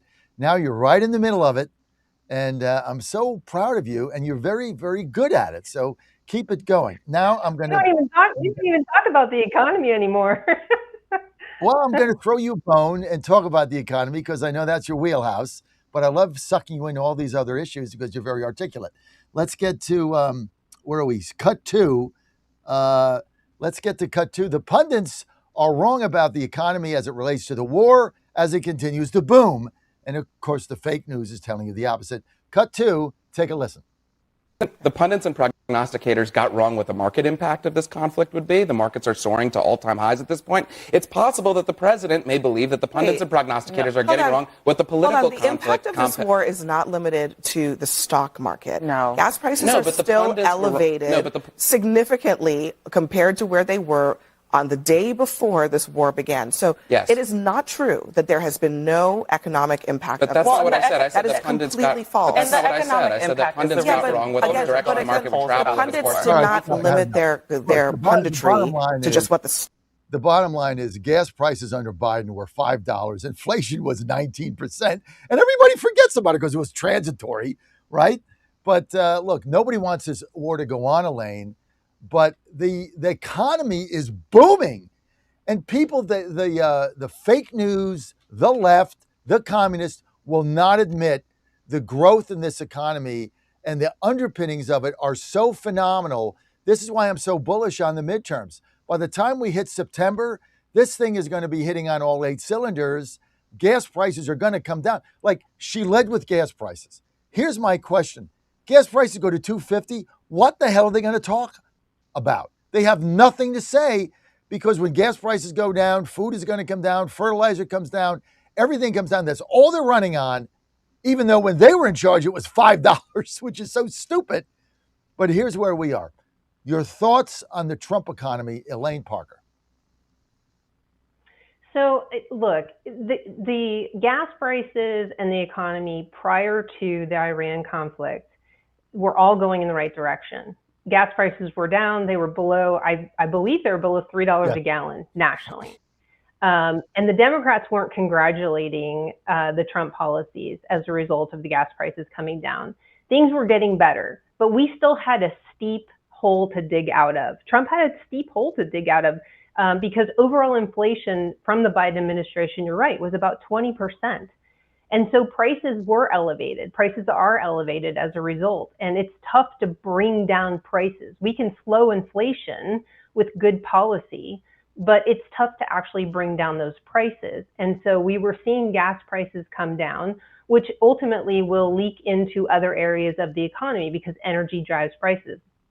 Iran conflict increase gas prices again. We've kind of had a up, down, up, down, up, down. It's a little bit of a whiplash, right, on the gas prices. We're just over about $4 a gallon right now. The reality is that does hurt Americans. Now Democrats have a talking point, but they were using the same talking point prior to Iran, which is why it just falls on deaf ears coming from them, and why it actually reinforces the fact that, and I love to use this word, this is true transitory inflation. This is what transitory inflation looks like. The underlying policies of the administration, of the economy, are very good. We have a drill baby drill strategy. We've got, a good tax policy in place. We just had the 1-year anniversary of the big beautiful bill. All of the small business creation is at an all-time high. There are great things to talk about in the economy, but it doesn't change the fact that people are paying higher prices at the pump, and that translates to higher prices in the grocery store and so on. And so, yeah, do Democrats have a good talking point right now? Sure, but it is transitory. But people are hurting, and my hope is that this war is over. I don't know what I'm not an oracle of it. I don't know what's going to bring it to an end. I don't envy the people who are trying to make these decisions, because they are essentially dealing with crazy people. And I don't know how it gets ended, because for 50 years, this country has been lying to the rest of the world. They make promises. They don't hold their commitments. We go into a period of not fighting, a 60-day period. And what do? 3 days in, they get. So I don't know how we're trust this country to get out of things.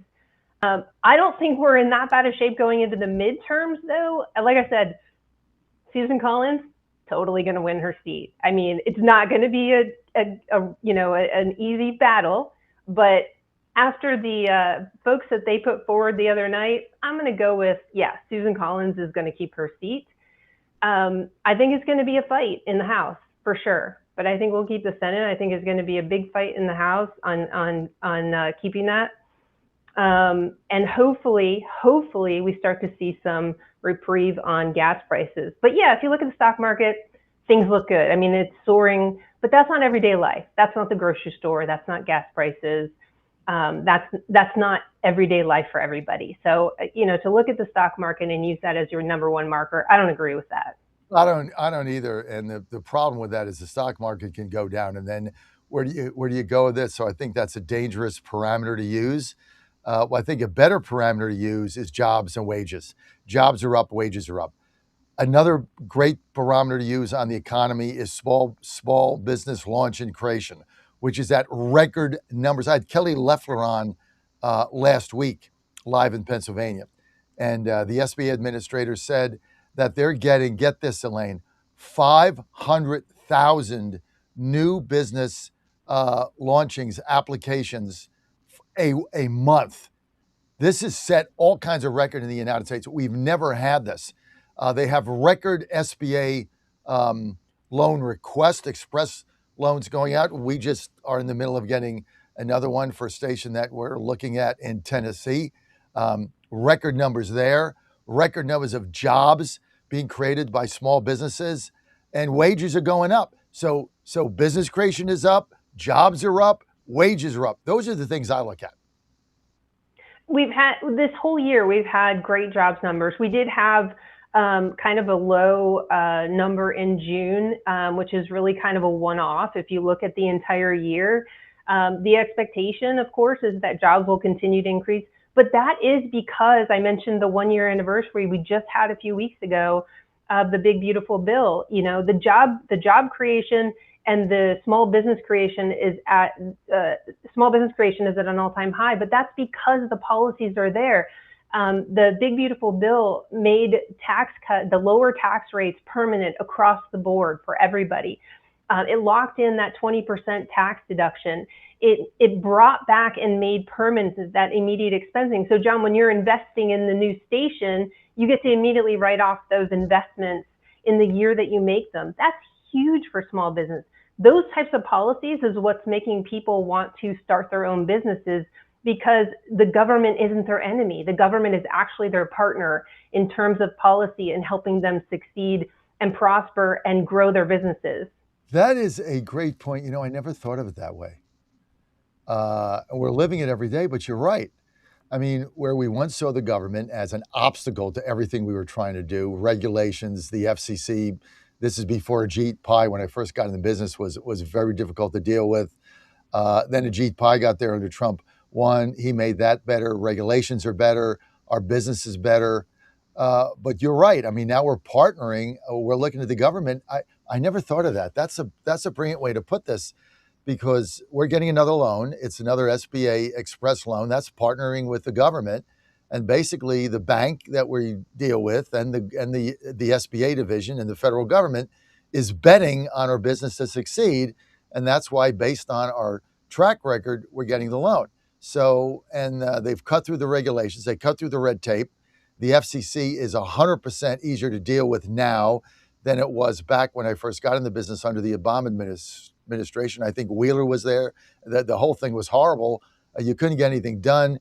Try to buy a station would take 6 months. Now it takes 6 weeks to buy or sell a station. I mean, the first one I bought, it took 4 or 5 months. It just, nobody did anything. So, yeah, you're absolutely correct. It's an interesting way to look at it.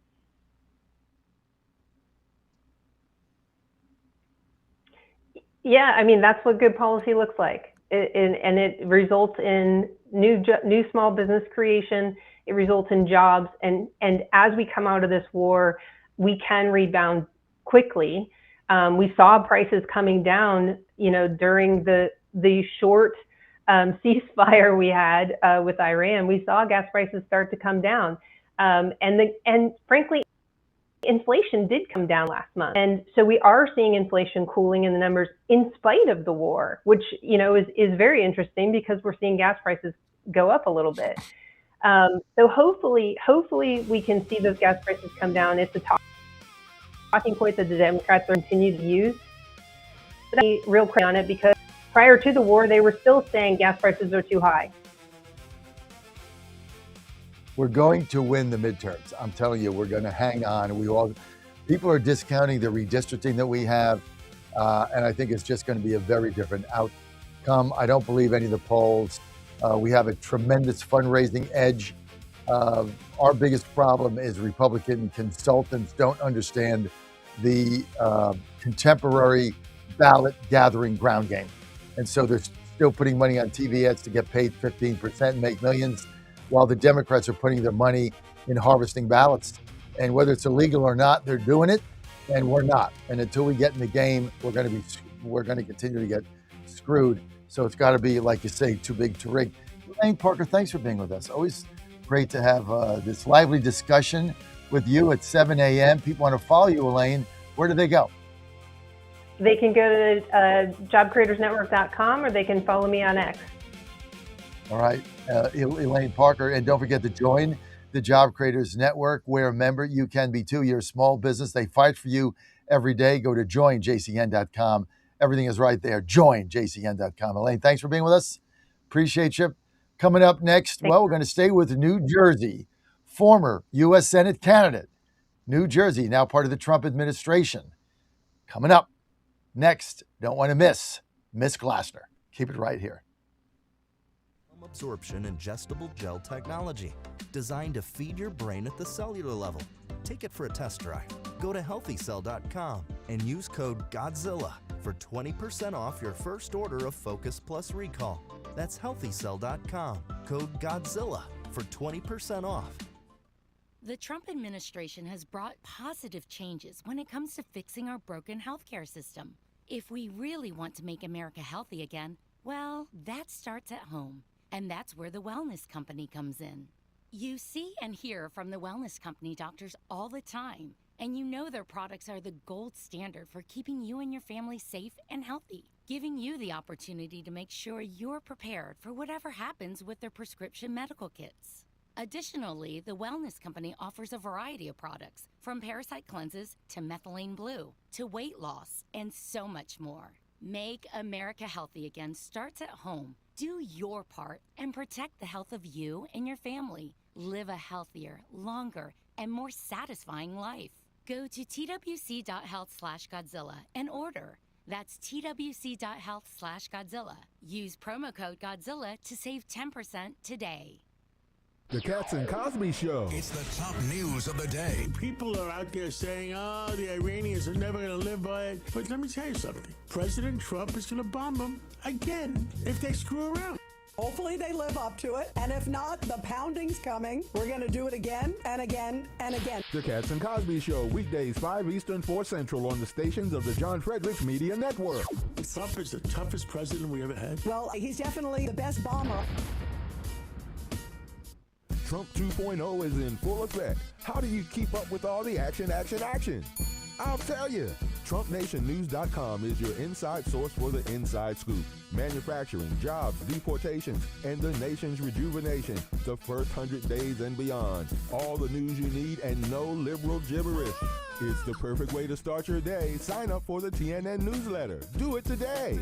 TrumpNationNews.com. TrumpNationNews.com. Part of the John Fredericks Media Network. This is Crom Carmichael, CEO of Solti. We got a wonderful email from one of our customers up east named Joe, and here's what he had to say. I started taking Solti almost out of desperation with little hope because I was resigned to the futility that although I was up to taking 2 statins a day, high cholesterol was something I just had to learn to live with. In fact, when I turned 60, after taking a stress cardio test, my doctor called me on a Saturday, which of course is never a good sign, and told me that I was clogged more than 95% of the people my age. I had an angioplasty and a stent procedure done at that time. Today, my stubborn triglycerides are only 1/3 of what they had been before starting taking Solti. My prescription statin dosage has shrunk from 60 milligrams to only 10 milligrams a day. My primary care doctor that I have had for many years still can't believe the results, and neither can I. Thank you, Solti, for providing such a wonderful product. And folks, I want to invite you to take care of your heart also by going to GodzillaHeart.com. That's GodzillaHeart.com. Use the code Godzilla at checkout, and you'll get a 50% discount on your initial shipment. Thanks so much.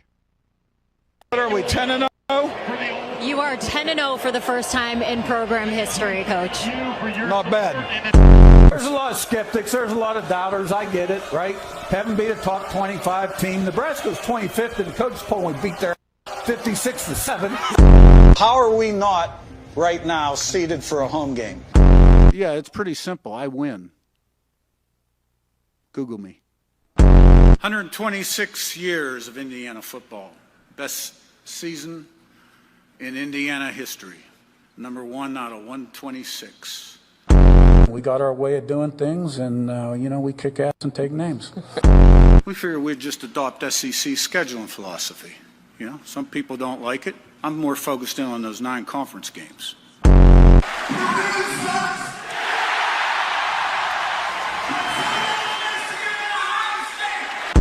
We had to wake some people up and create some excitement, and after all, this is the entertainment business, too.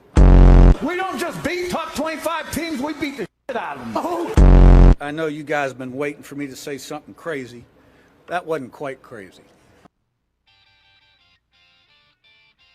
He's your Godzilla of the truth in America. Run! It's Godzilla! No gibberish or nonsense, just common sense. And now back to the John Fredericks Show. Now you got him back. I'm your Godzilla of the truth in America, your Oracle of the deplorables, coming live from your nation's capital in Washington, D.C. Great to have you with us. Got Christine Glasner, former U.S. Senate candidate, New Jersey, coming up.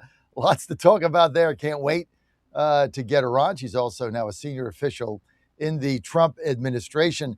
This segment brought to you by my good friend Barry Draper in Mountaineer Healthcare from the Smart Health Company.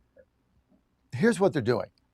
This is why I love what Barry's doing. By the way, Barry does all those songs for us in the morning, and he does a great job, Barry, great job on those.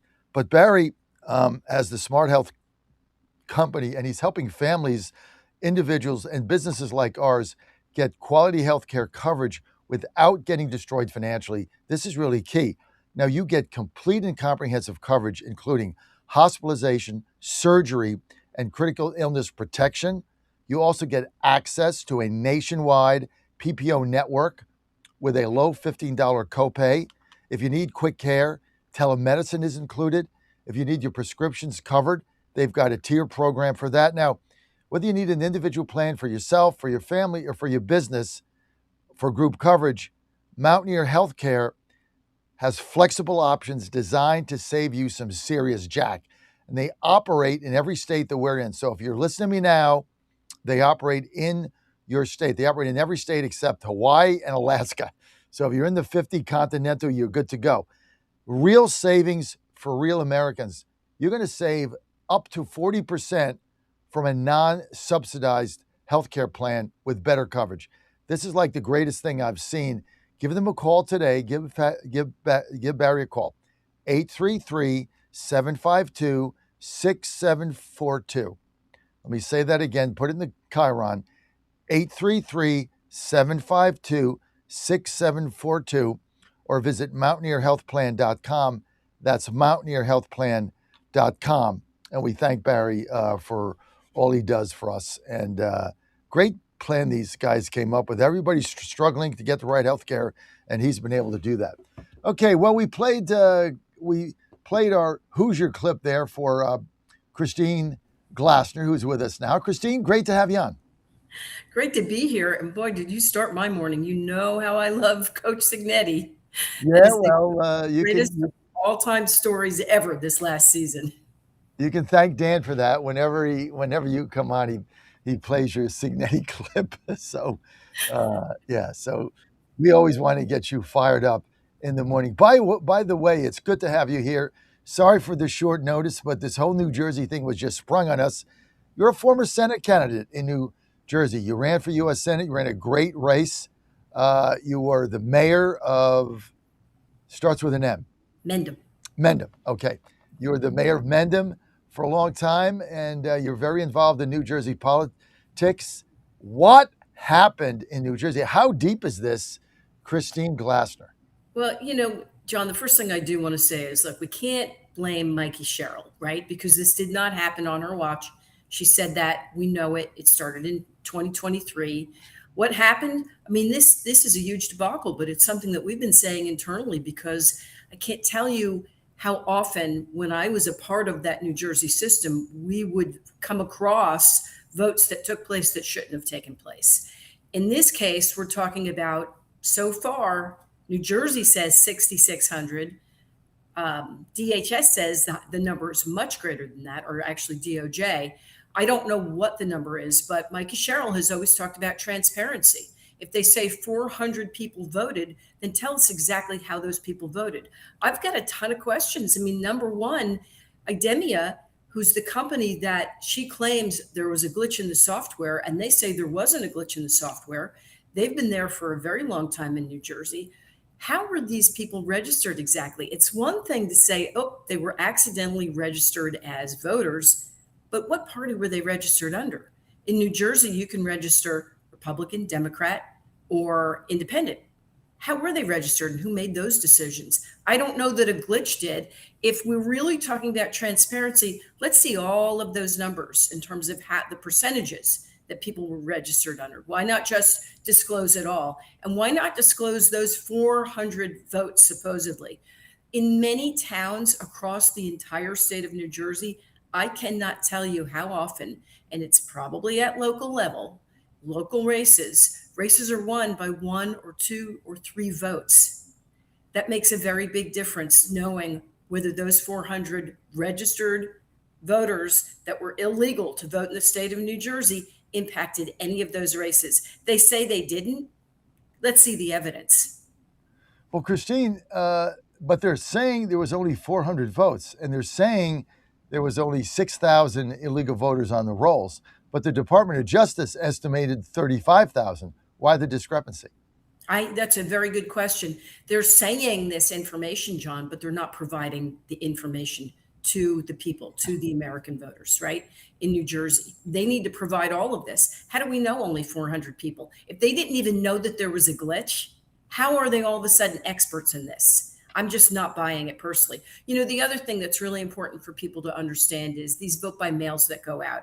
And I personally know people that moved out of the state decades ago and repeatedly reported themselves as non-New Jersey residents. And yet to their mother's home, and I know more than one person, ballots, vote by mail ballots, and they never even registered for vote by mail, would come to their mother's home.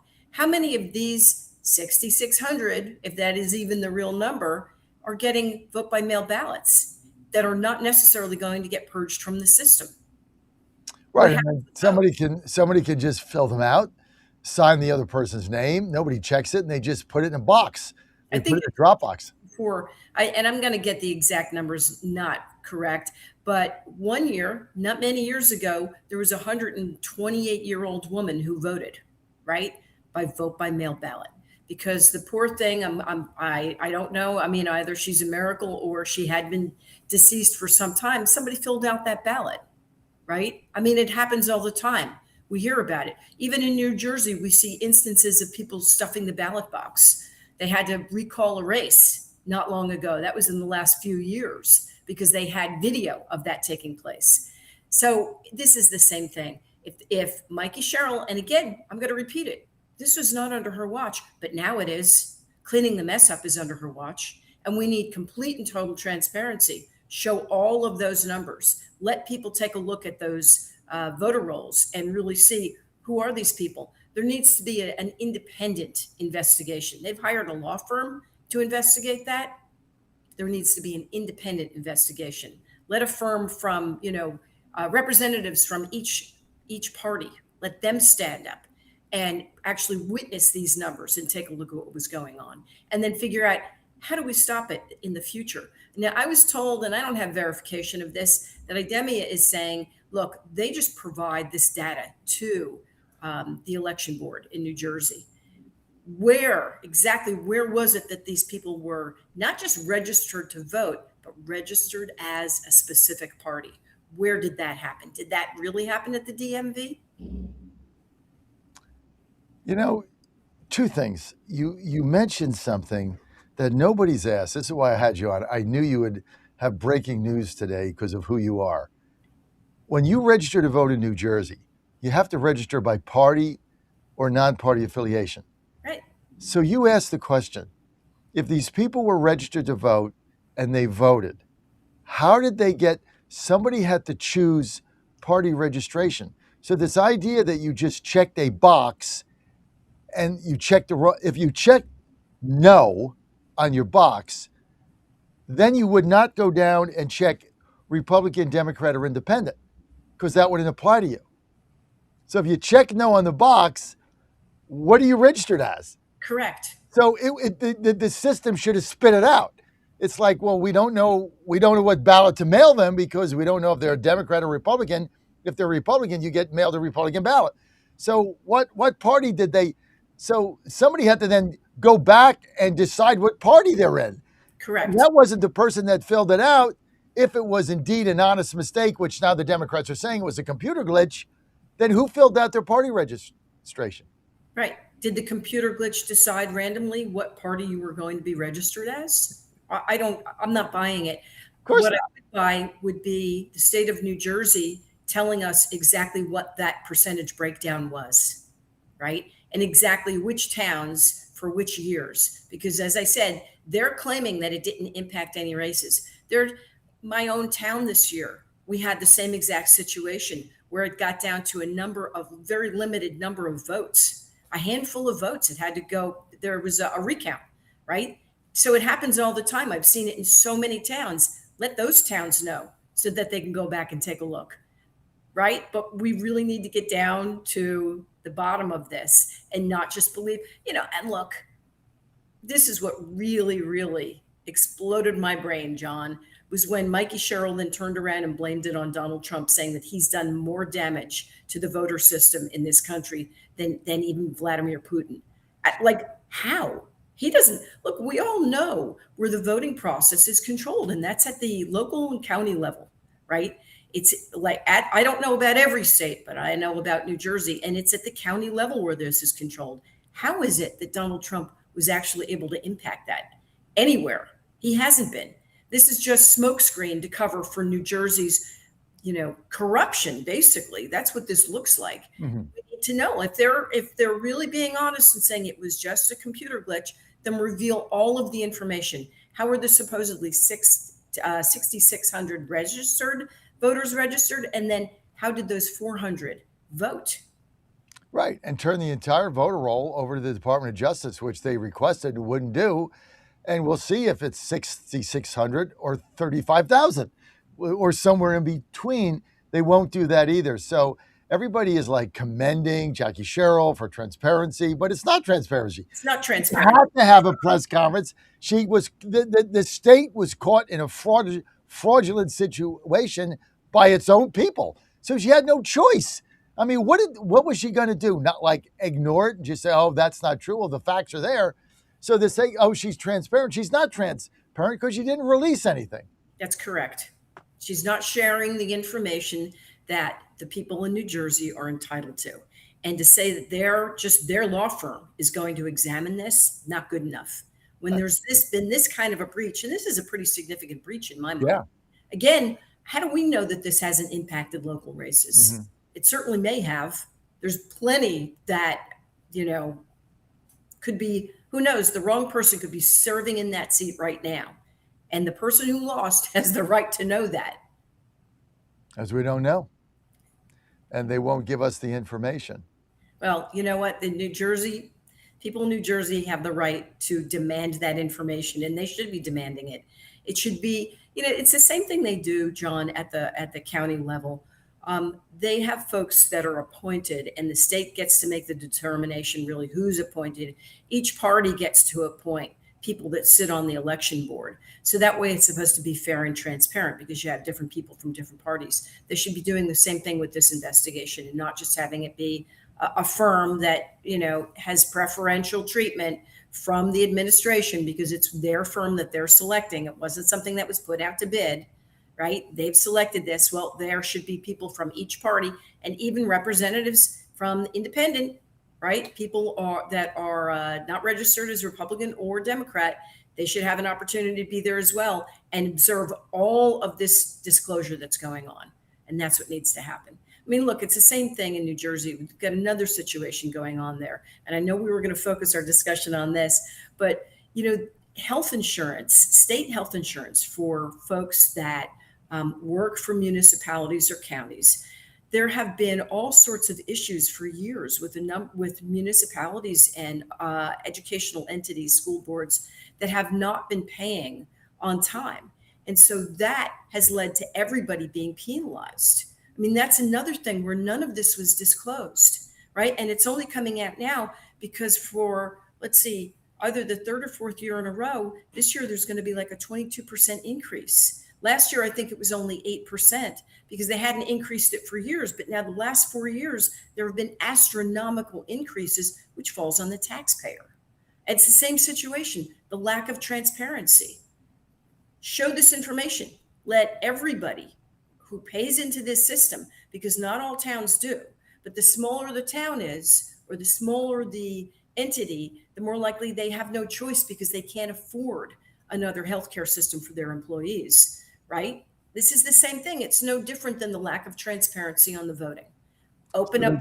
They're coerced into the system and they have no control over the rate increase. Correct. That's absolutely correct. It's so corrupt. So people wonder why their taxes go up. That's why your taxes are going up.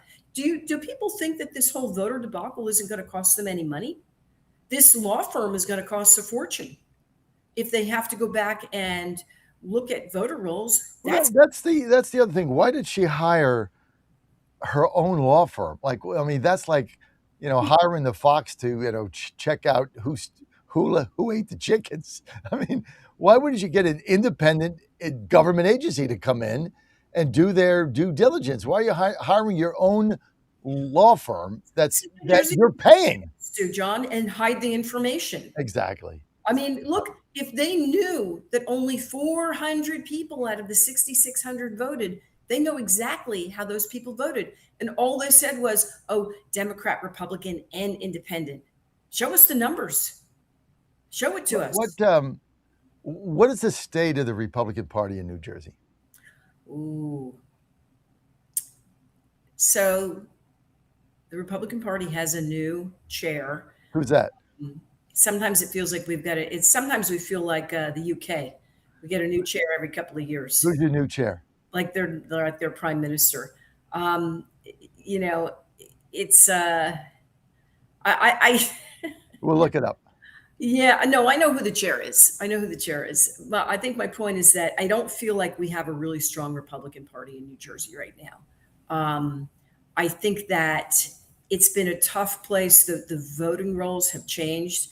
The Republican Party has done a very good job of trying to get people registered to vote, and those numbers have definitely increased. But you still have such a wide span between the number of Democrats that are registered versus the number of Republicans that are registered. Obviously this new DMV glitch could have made those numbers even more of a wider span. But, it makes it very tough. We've lost in Morris County alone. We've lost a lot of Republican seats, and you have to wonder why. Is it just because of the voting numbers, or is it because there isn't good leadership in the party? Right. Look, you have a new leader. I'm going to reach out to him or her. I don't know who it is. It got off my radar screen. Christine Hanlon. Christine Hanley? Hanlon. And what's her background?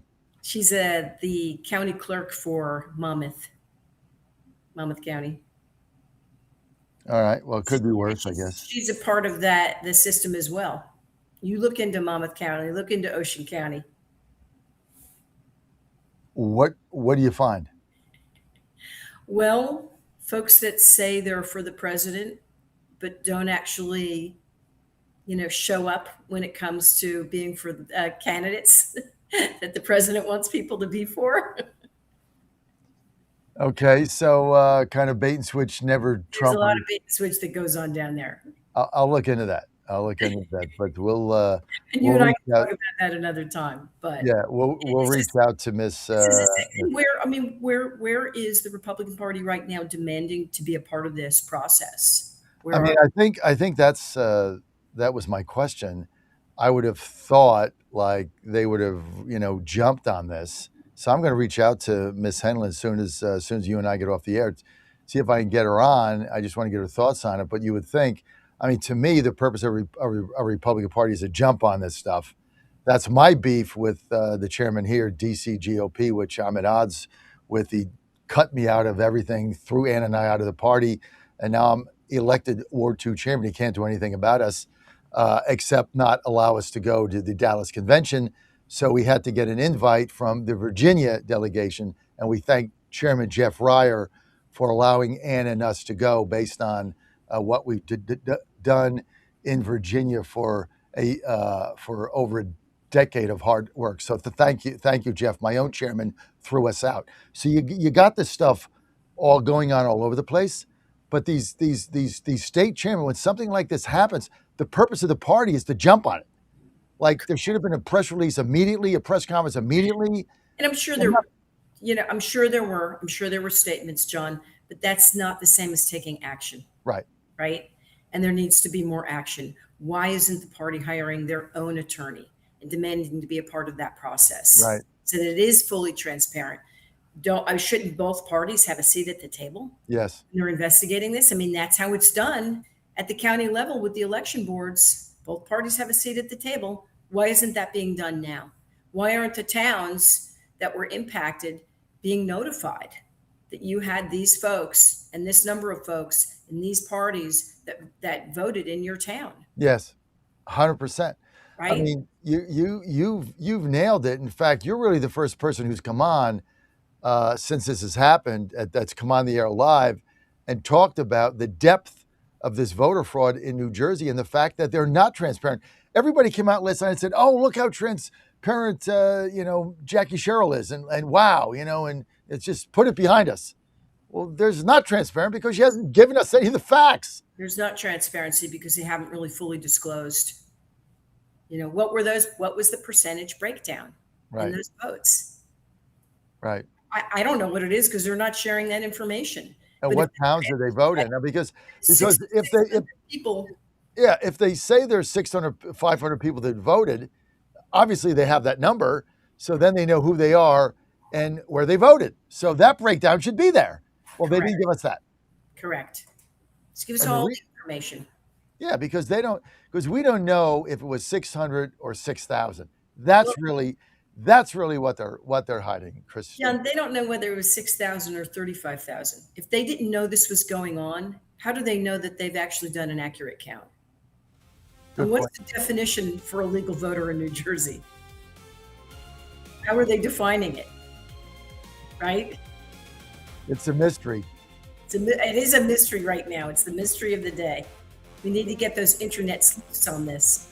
Christine Glassner, I want to thank you for your short notice and thank you for being with us. Former candidate, U.S. Senate, New Jersey, former Mayor Mendham, and now a senior official in the Trump administration here in Washington, D.C. By the way, Ann can't wait for your invite to your next outing, she told me. I tell her. She wanted me to mention it to you. Tell her I've been a little busy, so I haven't put one together yet, but she's on the list. And you know what, John? Although it's women only, we'll have you come too. Oh, I'd love to go. But maybe she just doesn't want me to go. I'll have to ask her. But she actually asked me. I said you were coming on today. She said, "Oh, I love Christine. When's our next outing?" At the I'm not going to say where it is. When's our next outing? I didn't get anything. Ask her. Tell her I've been busy. She loves you. All right, Christine. Thanks for being with us. Christine Glassner, senior official, Trump administration, former Mayor Mendham, former U.S. Senate candidate, New Jersey, broke this all down for us in 12 minutes. Extraordinary woman. Thank you, Christine. John Fredericks, Media Network. Your calls when I get back. This New Jersey fraud is a tip of the iceberg, folks. 888-480. John, I want to hear from you. Stay with us. Pickaxe Mountain into these tunnels so deeply buried underground in this mountain. Now, Trump isn't saying that he doesn't believe that uranium is at this site yet. Uranium is what's needed to basically make a nuclear weapon. Correspondent Jonathan Gambrell. The president is preparing to attend a dignified transfer ceremony for 4 American service members recently killed in the Mideast. He'll do so later today, joining family members of the deceased troops at Dover Air Force Base in Delaware. House Speaker Mike Johnson says he has been traveling the country over the past few weeks, says he's heard a lot of concern about the rise of so-called democratic socialism. Johnson says it underscores a dramatic divide between the two big political parties. Everywhere we go, the American people are seeing and understanding, and they're articulated in their own way, the stark contrast between the two sides. As we say all the time, this is not your father's Democratic Party. The chasm between the two sides and their visions for America and what we believe, our principles, our priorities, our platforms, has never been more divergent than it is right now. The GOP-led House has passed a temporary government funding bill 2 months early, aimed at averting a possible election season government shutdown. Gulf Coast communities filling sandbags, closing beaches before Tropical Storm Bertha brings flooding and powerful winds from the Florida Panhandle to Louisiana. Dow futures down 106 points. NASDAQ futures off 248. Townhall.com. The following is a real-life story from Trinity Debt Management. When I was feeling the stress of too much credit card debt, I looked at 2 different options, debt settlement and debt management. They may sound the same, but guess what? They're not. Debt settlement seemed like a quick fix, but I found out it would destroy my credit, create tax headaches, and hit me with huge fees. They actually told me to stop paying my bills. No way, not me. Then I turned to a debt management plan developed by the team at Trinity. They worked with my creditors, lowered my payments, reduced my interest, saved me thousands, and paid off my debt. And Trinity is a Christian company, which is important to me. If credit card debt has you down, call Trinity at 1-800-990-6976. My name is Heather. Please forget debt settlement and remember Trinity Debt Management. 1-800-990-6976. Visitors are again being given access to a French cultural landmark. In Paris, the Louvre's Apollo Gallery has reopened to the public for the first time since $102 million worth of crown jewels was stolen in a dramatic daytime heist. The public can tour the majestic rooms and view its gilded ceilings and Greek frescoes en route to the nearby Mona Lisa, but they won't see any crown jewels or empty display cases. The collections and precious jewels once displayed there have been removed. The museum explains the gallery is returning to its 17th century original ceremonial purpose. The stolen jewels remain unrecovered 9 months later. I'm Charles Philippesma. President Trump has reportedly approved an agreement with Saudi Arabia that could potentially provide the kingdom with uranium enrichment capability for its civilian nuclear program. News and analysis at townhall.com. Federal judge has approved a $1.5 billion copyright settlement involving AI company Anthropic. The company will pay thousands of authors about $3,000 per book for using pirated copies to train its Claude chatbot. A district court judge ruled on Monday the settlement provides meaningful relief to affected authors and publishers. The case began when best-selling novelist Andrea Bartz and 2 other authors filed the suit in 2024. Plaintiff attorney Justin Nelson calls it, quote, the largest known copyright recovery in history. Bob Agnew reports. Nicolas Maduro returns to a New York courtroom today as his lawyers continue their objections to the U.S. military action that snatched Venezuela's dictator from power. Maduro is now being held in a Brooklyn jail facing drug trafficking charges. Maduro and his wife have pleaded not guilty to those drug-related charges.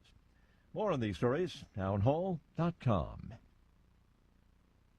Now more than ever, it's imperative to support companies that share our conservative values. That's why I can't be more excited to tell you that I've switched my family to Patriot Mobile. Patriot Mobile is America's only Christian conservative wireless provider. When you switch to Patriot Mobile, you shift your support away from the leftist, woke, progressive agendas of Big Mobile. Patriot Mobile's wireless service works perfectly and seamlessly as you go about your lives with exceptional nationwide coverage that uses the same towers the main carriers use. Patriot Mobile donates a portion of every dollar earned to causes you care about, to organizations that fight for religious freedom, First and Second Amendments, sanctity of life, and the needs of veterans and first responders. Patriot Mobile has plans to fit any budget, along with great discounts for our veterans and first responder heroes, as well as multi-line users. Switching is easy. Just go to patriotmobile.com/Godzilla or call their U.S.-based customer service team, 972-PATRIOT. That's 972-728-7468. Use offer code Godzilla for free activation. Trouble concentrating or recalling information is frustrating, embarrassing, and kills productivity. Nutrition company Healthy Cell created Focus and Recall to boost your brain power. Unlike other supplements that don't work, Focus and Recall is not a pill. It's a gel you swallow with ultra-absorption of science-backed ingredients to help you immediately sharpen focus, concentrate longer, and strengthen recall. Go to healthycell.com and use code Godzilla for 20% off your first order. Risk-free. Love it or your money back. Guaranteed. Healthycell.com. Code Godzilla. MyPillow's second annual mega sale is finally here.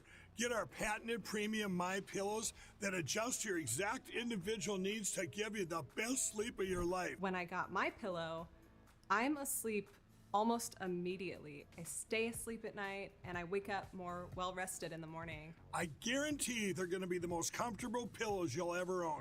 King size only $24.98. Queen size only $19.98. Giza Dream bed sheets, the best sheets in history, as low as $29.98. Lux Pierce 6-piece towel sets, towels that actually dry you. What a concept. Now only $39.98. And our made in the USA mattresses and mattress toppers as low as $99.98. So go to mypillow.com or call the number on your screen. Use your promo code to take advantage of our second annual mega sale. Plus, free shipping options available when you order today. So don't delay, order now. Everybody's talking about weight loss injections because the results are so dramatic. They work by lowering blood sugar and reducing appetite. So, what if you're looking to lose weight but not interested in painful weekly injections, especially when you hear about some of those intense side effects? That's why doctors created a weight loss supplement called Lean, and the results are remarkable. The ingredients studied in Lean have been shown to lower your blood sugar, burn fat by converting it into energy, and curb your appetite and cravings, so you're not as hungry. But listen, Lean is not for the casual dieter with only a few pounds to lose.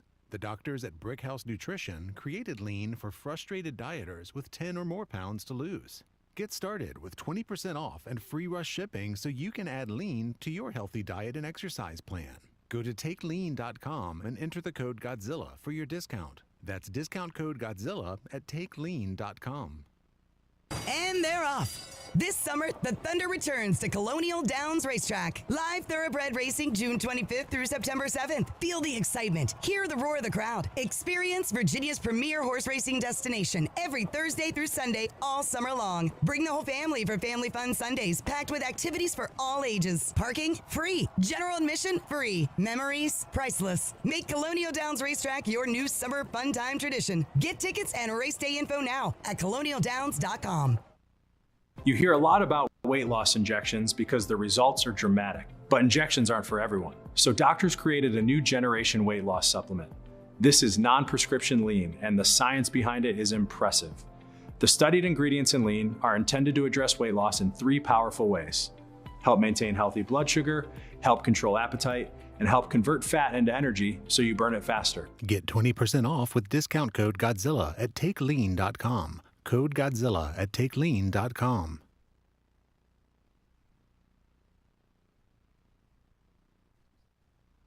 Live from the studios of the John Fredericks Media Network, it's The John Fredericks Show. Grab yourself a cup of 1775 coffee, sit back, and get ready for the best 4 hours of talk in the universe. To be part of the show, just call our toll-free number, 888-480-5646. And now, here's the Godzilla of Truth, the Oracle of the Deplorables, the man who loves the smell of napalm in the morning, John Fredericks.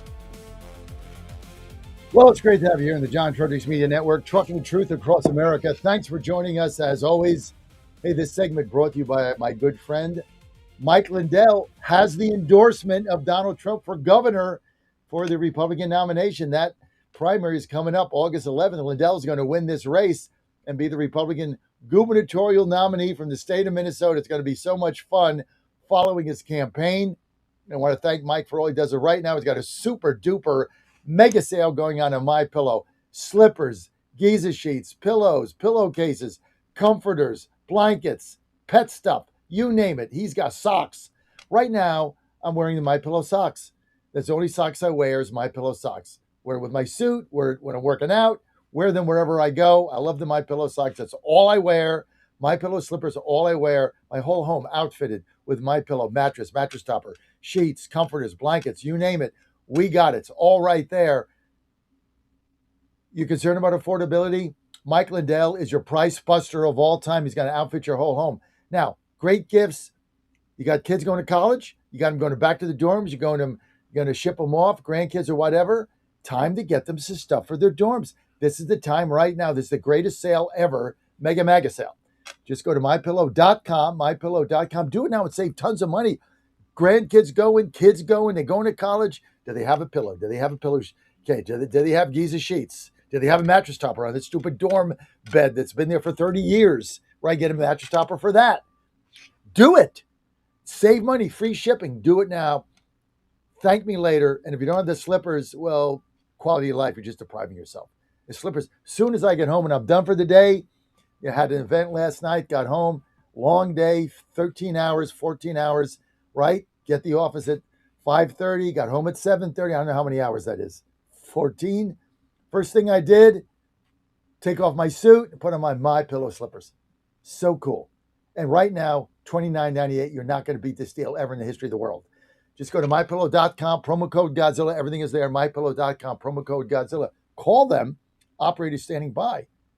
800-854-0504. 800-854-0504. You are good to go. Okay. Phone lines open this segment. We're kind of fired up about it because we got this New Jersey fraud. We got a lot to talk about today, Dan. And let's get to cut 12 next, Dan. Here's a Michigan voter. This is why we're going to win the midterms, okay? I'm just going to be candid. This is why we're going to win the midterms. Now, it's starting to shift. People are now starting to understand what the Democrats have nominated, what the socialists are, what the communists are, what they're going to do to you. They're now getting it, right? It's taken a while to sink in, right? They've gotten all the headlines. They're going to win Washington, D.C. Even if I was running for mayor here, most I'd get is 35%, no win effort. Okay, maybe the next time. But people are starting to get it. They're starting to figure it out. Let's go to cut 12. Here's a Michigan voter saying, no, I don't think so. I'm a Democrat. Lippitt sees al-Sayed as part of a broader, troubling Democratic shift. The socialist drift of the party and the hardline and somewhat radical positions that they take are not good for the state or good for the country. That is just the sliver, okay? Democrats are going to start to see these people for what they are, communists destroying their nation. They want to overthrow the country, overthrow the Constitution, get rid of the Senate, get rid of the president. And it's too much. And so we're going to get there, okay? This is why I'm so bullish on the midterms. Now, let's get back to this New Jersey fraud, which I think is the biggest story of the day. No doubt about it. 5 days after President Trump's speech, where all the Democrats mocked it, here's David Urban saying, wait a minute, if non-citizens can vote in New Jersey, well, where's this end? Is this just the little itty-bitty tip of a very massive iceberg that we've been saying since 2020? Roll it. Cut 14, Dan. Yes. Democrats can't keep coming on TV and saying this never happens. There are not undocumented immigrants voting in elections. Well, here's case one of it happening. It's happening in New Jersey. Guess it's happening in other states as well. So you can't say it with such definitive certainty these days. Yeah, you think. But now here's Andy Kim. Let's get to cut 13. Here's Andy Kim saying, oh, there's nothing to see here. We got it under control. It was a computer glitch. But you just heard from Glassner, Christine Glassner, Senate candidate there, who said, wait a minute, if it's a computer glitch, in order to vote in New Jersey, you have to be registered by party. You have to pick Republican, Democrat, or Independent. Otherwise, you can't get a ballot. So what did they pick? And did somebody pick it for them? Another question not answered. No matter what Andy Kim says, we're not at the bottom of this. This is why they're freaked out, because they know the gig is up. Number 13, take a look.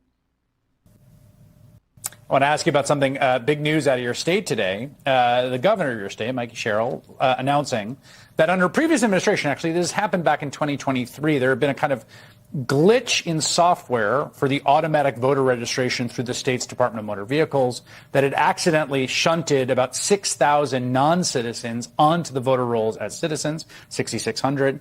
Of those, there were about 400 non-citizens who've cast votes in elections across several elections. Now, we should note that this is out of like millions and millions of millions of New Jerseyans. So this is still tiny.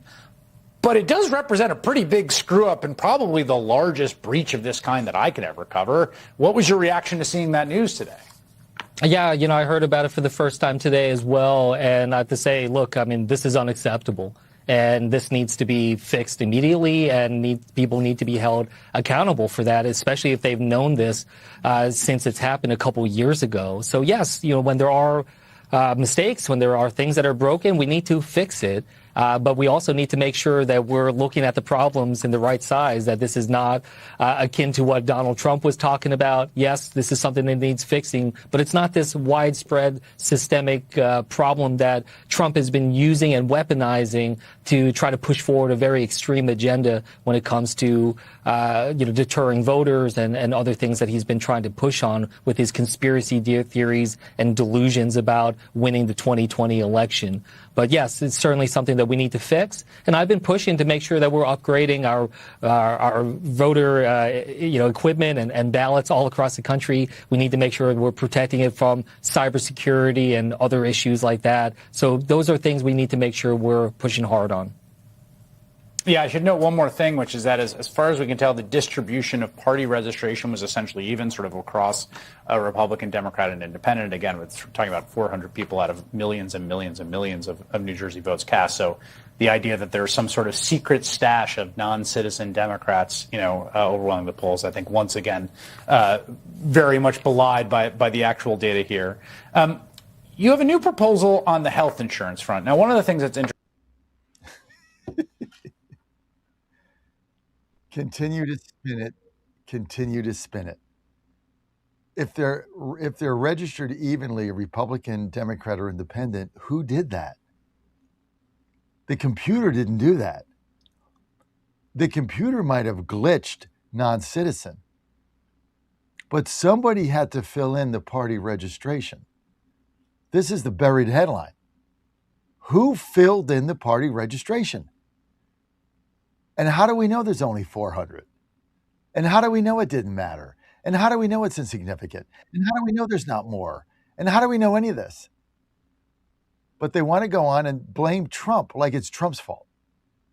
Spinning conspiracy theories. No, he said there were illegals voting, and now we know there are. The number is irrelevant because you lie about everything, so you're lying about this too, because all you do is lie. Let's get to Killer Carl, Allentown, Pennsylvania. Killer Carl, you're live. Hey, great to see you and your lovely wife at our suite on Saturday. Hope you had a good time.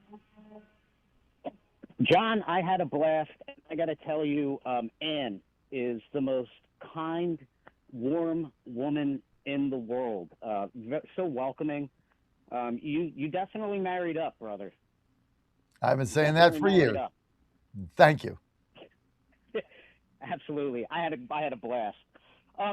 Everybody's upset at the Democrats, but really, we should be upset at the feckless loser GOP senators that refuse to pass the SAVE Act because they've known that this has been going on. This is not a secret. They know what's going on, and they refuse to take action. And so everybody should be lighting up the phone lines of your feckless loser senators right now. Oh, they're cowards. Them, I would like to hear from Murkowski, Collins, Thune, every one of them. What about this? Why can't you pass the SAVE Act so you don't have that? Because if you had to show ID to vote in New Jersey, you couldn't have voted because they don't have ID because they're not legal citizens. When I checked into my hotel, what do you think I had to show? ID. My ID. So am I disenfranchised because I got to show my ID? When I came to Colonial Downs, I had to show my ID. Open up a bank account. You have to show your ID. By the way, to apply for public assistance, you have to show your ID. So this excuse that we constantly get from the Democrats and the Republicans, it's just a ridiculous excuse, And from the beginning, from when Trump was sworn in to now, we've seen the GOP slow walk all of his legislation. Everything he wanted to get through, they have slow walked, and now they're treating him like a lame duck president. That's exactly what they're doing. They have no intention on passing the SAVE Act, and if they do pass it, it's going to be too late to implement it. It's disgusting. It really is. People, light up the Senate's phones today. Everybody listening, after John's show ends, get on the phone and light them up. Do you agree with me that they want to lose? They do, John. It's obvious. They don't want to take it. You know what? In politics, second place pays just as much as first place. That's the way they look at it. As long as they can maintain their Senate seats, these rhino losers, as long as they can maintain their Senate seats, they can go on Fox News and they can cry and whine why they can't get stuff done, right? Give us power the next time and we'll do this and that. Everybody asks themselves one question. Did you ever hear Nancy Pelosi say she can't get something done because she had a slim majority? No, she got it done. You didn't hear Chuck Schumer say it either. They just got it done. The GOP are the only ones that go out there and they make up these excuses of why they can't get things done. Because they don't want to. They don't want change. They want things to go back the way they were. They're waiting Trump out, and George Bush wants his party back. That's exactly what you're seeing right now. Exactly what you're seeing. And they're going to install Lindsey Graham's sister. This is what concerns me about the midterms, John. I know you're optimistic, but I can tell you one thing. Nobody's excited about going out and voting for Lindsey Graham's sister, but they're going to install her. They're going to install her as the candidate because John Thune likes her and Tom Cotton like her. That's exactly why. The fact that those two are excited about her, that's a hard no for me, right there. Me too. But here we are. Look, I'm not in favor of her. I wasn't in favor of her getting appointed in the first place. I don't believe in nepotism. I get the mourning thing. I get it. Go mourn for your brother. I'm sorry he passed. I really am. I'm sorry. But we got a country to run, and we're hanging by a thread. And I want a fighter in there. I want a Pam Evitt. I want a Ralph Norman. I want somebody that's going to fight for us that I know is going to vote for the SAVE Act, vote to get rid of the filibuster. I don't know if she's going to do any of it. She's never answered a question. She did 2 softball interviews on Fox News, TV for stupid people. Oh, would you like a hot cup of coffee or a cold soft drink? I'm sorry about your brother. Tell me about your family. Nobody asked her, are you going to vote to get rid of the filibuster? Yes or no? Are you going to vote to fire the parliamentarian? Yes or no? Are you going to vote for the SAVE Act? Yes or no? What are you going to do to get it done? Yes or no? How do you stand on the Iran war? Are you going to vote for funding? Yes or no? Nobody has asked that question. When somebody asked about the SAVE Act, she said, I'm not here to answer questions. Then she goes on Fox News and does 2 powder puff softball interviews that told you nothing. So the chamber is a joke. It's soupy sales on steroids. The Republican conference is a clown car. It's silly. And now she made it sillier. So I'm 100% with you on that. And I break with the president on this. We need serious people in the Senate that are going to fight for us and fight for MAGA and develop MAGA 2.0. She ain't it. Nice lady, great wife, great mom, great person, yay. So's my wife, and she's not going to the U.S. Senate either, okay? So I'm not interested. Give me a fighter. Give me somebody I can trust. Give me a Pam Evitt who's been standing in the gap on this stuff for years, who sat there in the chamber, in the State House, trying to get that gerrymandered seat vote done, who went on TV, who did press release. Give me Joan of Arc who stands in the gap. Don't give me somebody that has done nothing, and all of a sudden we're going to just nominate her, and now she's a U.S. Senator for life. The hell's that do? It could, maybe she'll be great. Look, I don't know, Cole. Maybe she'll turn out to be the greatest MAGA senator in history. Or maybe she'll turn out to be Amy Coney Barrett of the Senate. I don't know. I don't want to roll the dice. Know what I'll roll the dice on? I'll bet a baseball game tonight. I'm going to bet the Astros over the Marlins because the Marlins are losing every day. 7 in a row. Bad as the Astros are, at least they win 2 games a week. Marlins are losing. What's my risk? $50. That's my risk. Do I want to risk a Senate seat with a slim majority where I don't know in perpetuity how she's going to vote on anything? Hell no. Not doing it. I'm also going to bet the Nationals. Don't ask me why. Okay. Because Colorado's equally as pathetic. Why would you roll the dice on this? It's nuts. So I'm with you 100%. So you got me fired up there, Carl. Anyways, good to see you at the suite. Thanks for coming. We'll definitely have you back. And glad you walked away a winner. Good job. Did better than I did. I had a dreadful day. Carl, thank you. Great with you guys just betting. When you bet, I only bet to win. And when you get 3 seconds in a row, both leading down the stretch, lost by a neck, lost by a head, lost by a nose, 3 in a row, you're just not going to have a good day. It's just the way it is, dude. All right. Thank you, Carl. Rob, New York, line 1. Rob, you're live. Good morning, John. Yo. And I got to tell you, this is an honor to follow up after Killer Carl because I haven't heard his voice in a very long time. I know, so Carl. You need to call in, Carl.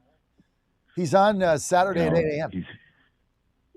Yeah, it's just not a good time for me. But otherwise, I should catch the replay on Getter. But he's a good dude. I've talked to him several times when he's filled in for you, and I got a connection to Allentown. But anyway, long story short, it's great that you had Christine Serrano Glasser on, because I agree with you. That is such a huge story. And I'm hammering my New Jersey friends, because I have ties to New Jersey. I have family in New Jersey, and New Jersey's not that far from where I stand right now. Sure. This is going on all over. And this is what you're exactly right. This is what we've been talking about. And Trump was mocked. And I made this point this morning to someone I was talking to.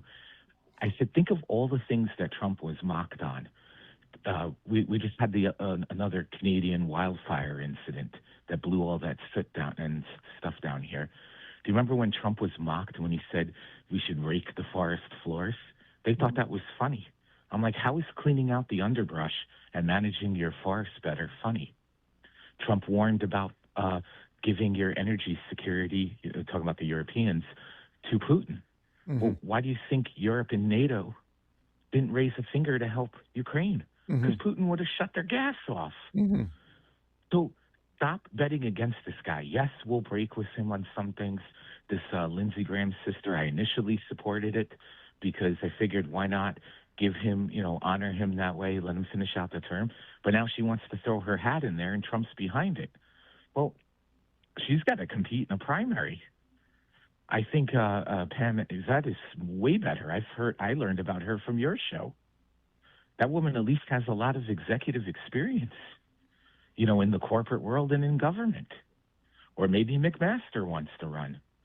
I don't know that much about him, but at least the guy's held office before. So these are things, okay, we'll break on that with Trump. But a lot of the times, don't bet against this guy. And stop treating, and this is the message to all Republicans out there, stop letting our leaders treat Trump as a lame duck. Because you do that, we're going to lose this country. Because you'll get people who won't show up, and then we'll wonder how we have Mandamis running around all over the place, like what Steve Bannon warned about. You start getting that into some major cities, you're going to wake up one day, everywhere you look, you're going to be run by communists and jihadists. Unbelievable. Dude, I mean, they're at the gate, right? Go see the movie Odyssey. Trojan horse coming in. That's how they win a 10-year war. Always good to talk to you, Rob. All right, who we got on? We're going to play a Mandami clip when I get back. We've got Nancy in South Jersey. Ooh, we got the Northeast connection going. We got Killer Carl in Pennsylvania. We got Nancy in South Jersey. We got Johnny in Monmouth County. We got Rob in New York. It's the Northeast connection. Hey, it's kind of where I grew up, right? Northern New Jersey, New York. It's all good.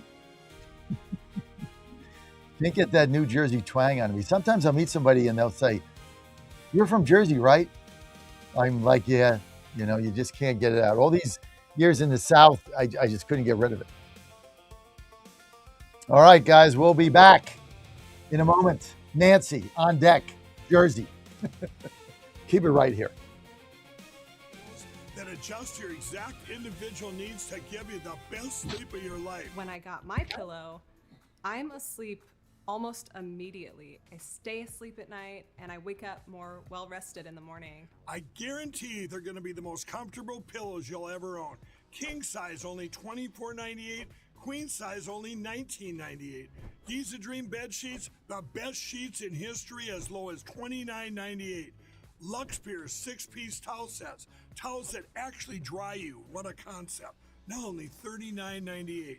And our made in the USA mattresses and mattress toppers as low as $99.98. So go to mypillow.com or call the number on your screen. Use your promo code to take advantage of our second annual mega sale. Plus free shipping options available when you order today. So don't delay, order now.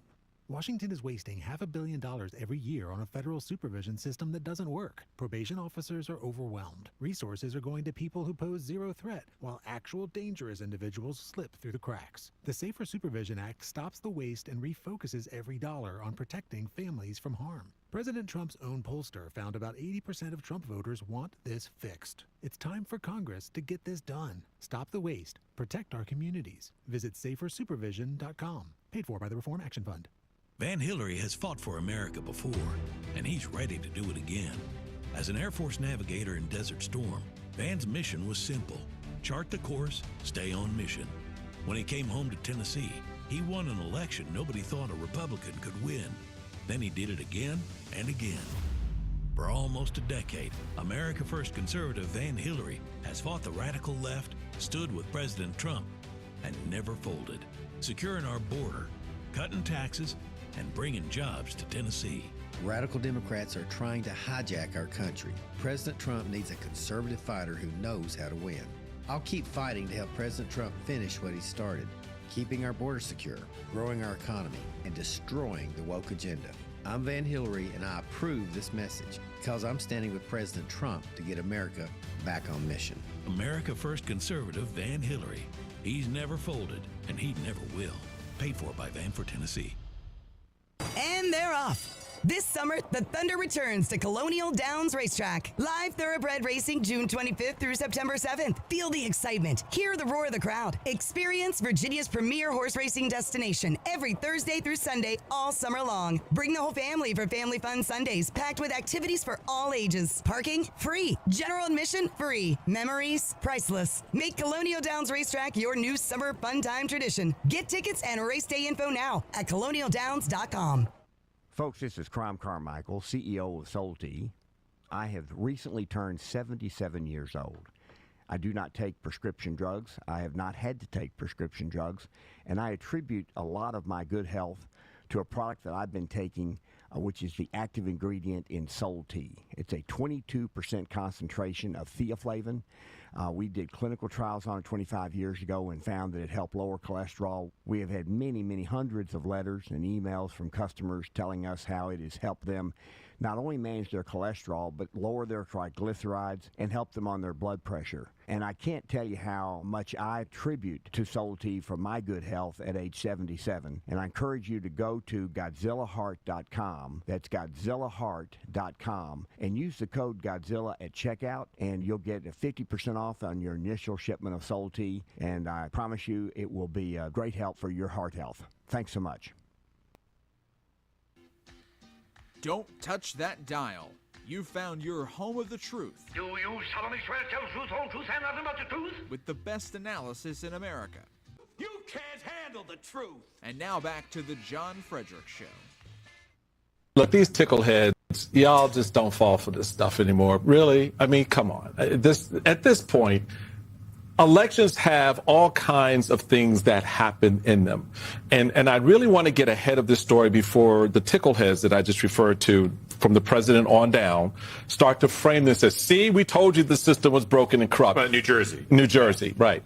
It is not. It is not. Let us be clear. It is not broken, nor any corruption. This is the process at work. The system caught the mistake. The system ferreted out, right? They identified the voters. They did what it was supposed to do. And I think, we cannot take every little bit and turn it up and to make it more than it actually is. The system is different in every state. You will find mistakes in every state, and every state from the Secretary of State on down has a process to deal with the correction. So I just wanted to put that on the table because we know the stupid is about to enter the ether, and we want everyone to be clear-eyed and clear-head when they're talking about this and understand, Luke, exactly what we're talking about. All right, it's good to have you back. It's all nonsense. I mean, we found illegals on the voting rolls that are voting. We don't even know how they got there. There's no glitch. Somebody checked independent Democrat or Republican. The DOJ says 35,000. Jackie Sherrill says 6,600. They say 400 people voted. They didn't tell us where. They didn't tell us when. We don't know what's 400, 40,000, 4,000. No one knows. This is only one state. This is rampant. And here they are all spinning it as a computer glitch. Okay, they mocked the president after his speech, and he was 100% right. I mean, and Jackie Shell's transparent. Well, what else choice did you have? It was news. What was she going to do? Deny it? So then she blames Trump, says, well, it's a conspiracy theory. Well, no, you got people voting in your state that are illegal, that are not citizens, that are voting in federal elections. And you can't even tell us who, where, what, when, how they got registered, what party they're from, and somehow we're supposed to just blow this off and say it's insignificant. The question of the day is, who checked the box on what party they are from? That's number two. Number one. The second question is what Scott Jennings said to that abitard, okay, libtard, right? What is your tolerance? What is your level of tolerance for voter fraud? 1%, 2%, 50%? But as long as that, and you can bet 100% of these people voted for the Democrat candidate because they're giving them money. So this is their vote base. This is their constituents. They don't want the constituents to be exposed. This is their future power is right there in Jersey in these illegal voters. This is why they let them in the country. This is why they had open borders. This was all from the Democrats from day one.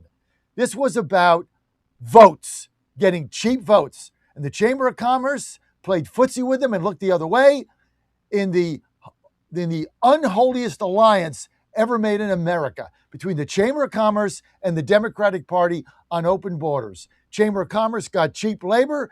Democrats got cheap votes. That was the unholy alliance of history. That nobody's pointed that out but us over 15 years since I've been on the air. I went on CNN and said it, they fired me. And I was right. Chamber of Commerce has been in bed with open borders and with the Democrats forever for one thing. They get cheap labor, Democrats get cheap votes. That's it. And now you're seeing it play out. This is why they didn't close the border. This is why 20 million people came in. Right there, what you saw in Jersey is a sliver of what they've done. This is their future. They can't win with regular Americans voting because they reject their nonsense.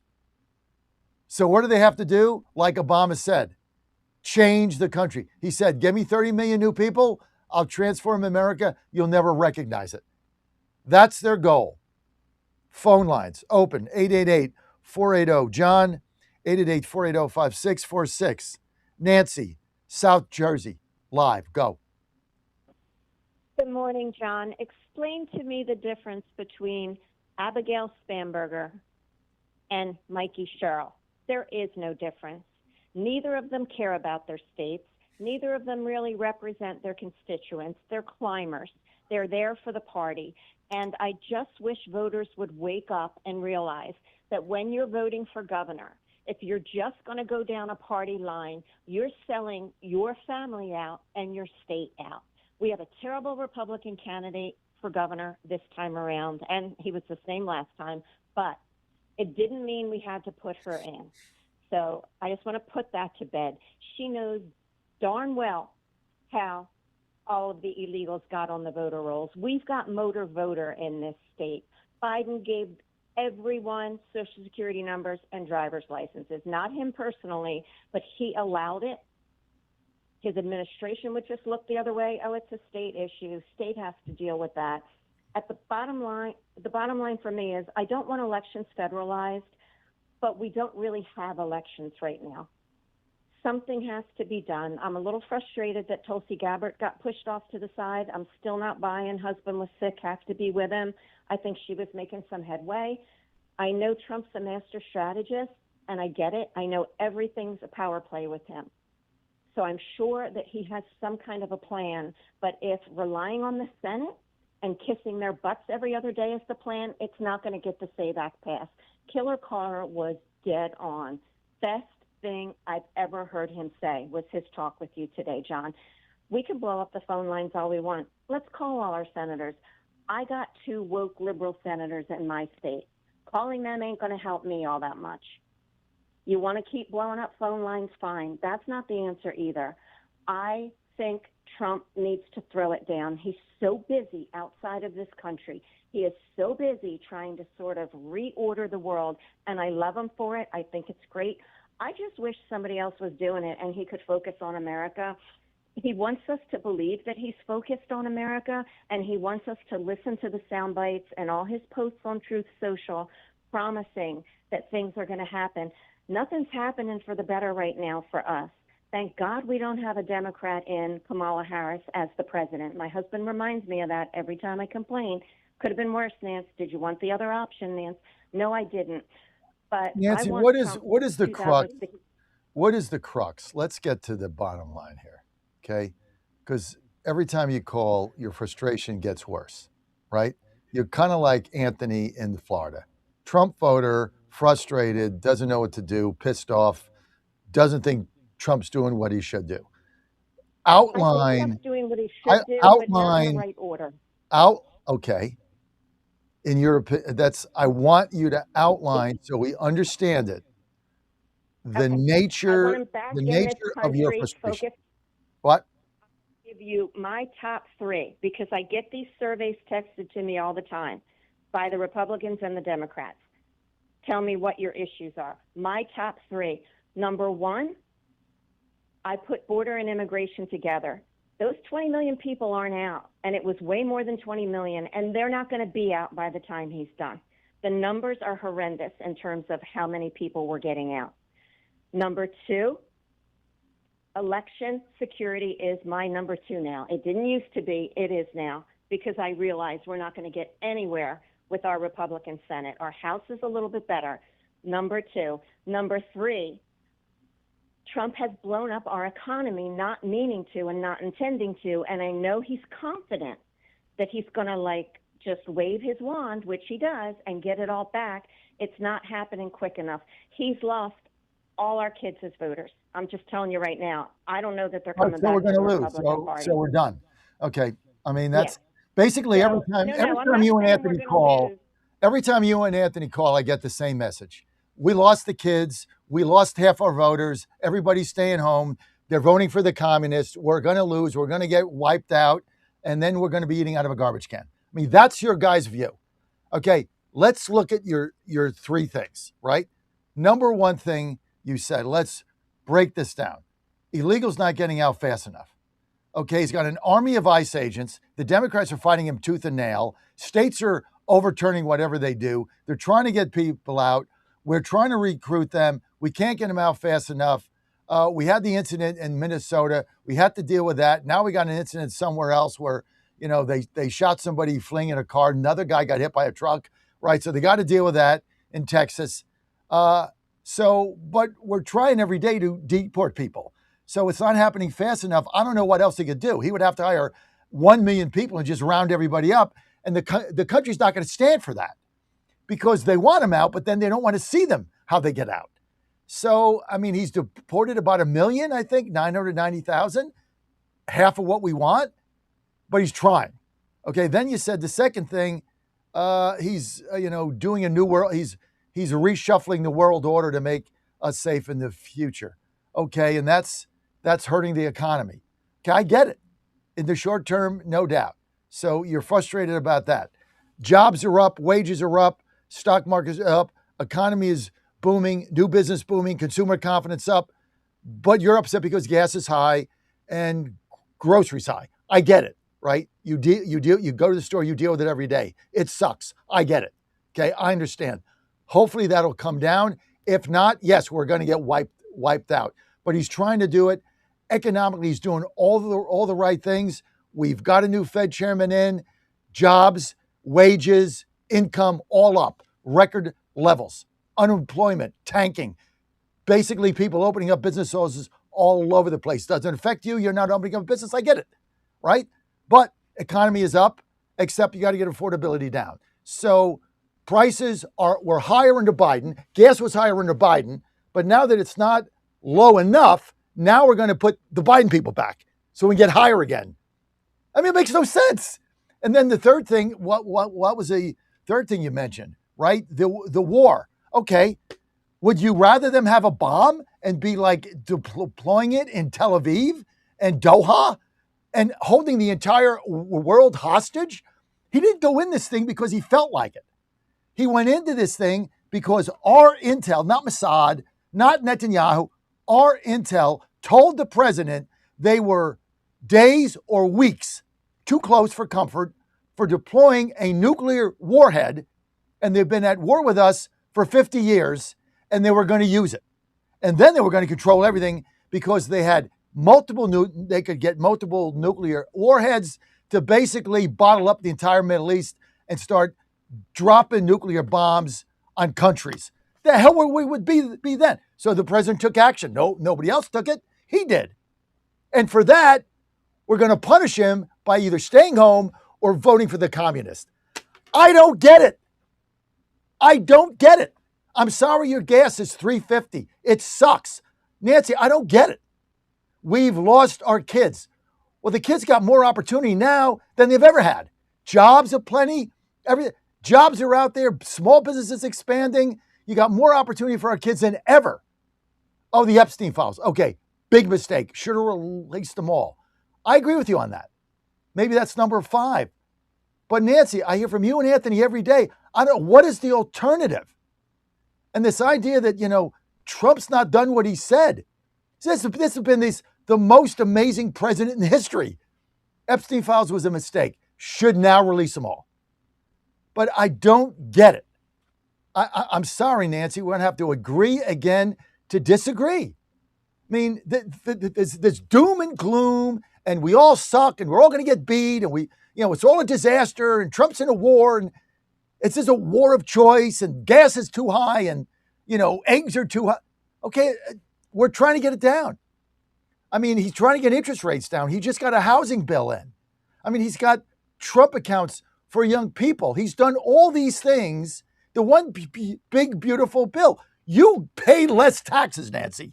There's no way you paid higher taxes. You paid less taxes. Anthony paid less taxes. We all paid less taxes.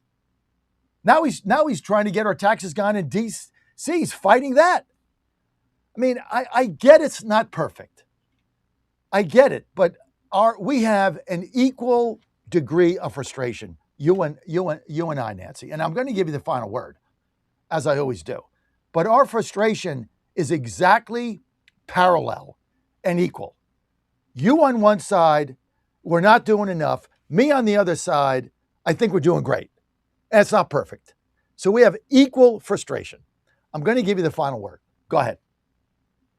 All right, John, I was trying to get a word in the midst of all that. You put a lot of words in my mouth because I didn't say half of what you said. I said maybe Anthony said it, I didn't say it. And if you're hearing doom and gloom, you're hearing the reality on the street of how we feel about what our expectations were with Trump coming back to us and what we're getting. You told me all along, give it till June, give it till July. We're in July now, John, and I gave it. I'm not doom and gloom. I'm not saying don't vote. Nobody's going to stay home because everybody realizes we don't have to fear the Democrats now. We've got to fear Islam and all this other stuff, the whole socialist movement. Nobody's going to stay home, and that's not what my call was about. I was actually calling to express my frustration about the Senate, but it's like a broken record. I didn't even feel like I should go there because Killer Cara killed it. I think Trump works behind the scenes so much that he's lost sight of us to have to keep us updated. He throws us little tiny carrots and bones. I'm not saying things aren't going to turn around. John, you can't deny there's been a huge number of large company bankruptcies in this state or in this country for all the good that the economy's doing and for all he's trying to do to bring business in. We've got him for another 2 years. What's going to happen after that? They're fighting tooth and nail now because they know he's effective. We get some crony Republican in there next time around. It's not going to be the way it is now. Trump's got the power. He's the only one that can save us right now. And I want the focus to be on that. Maybe it is on that, and I'm just not seeing it because he's so busy doing it behind the scenes, we don't know about it. And I believe that about him. I do believe he does that.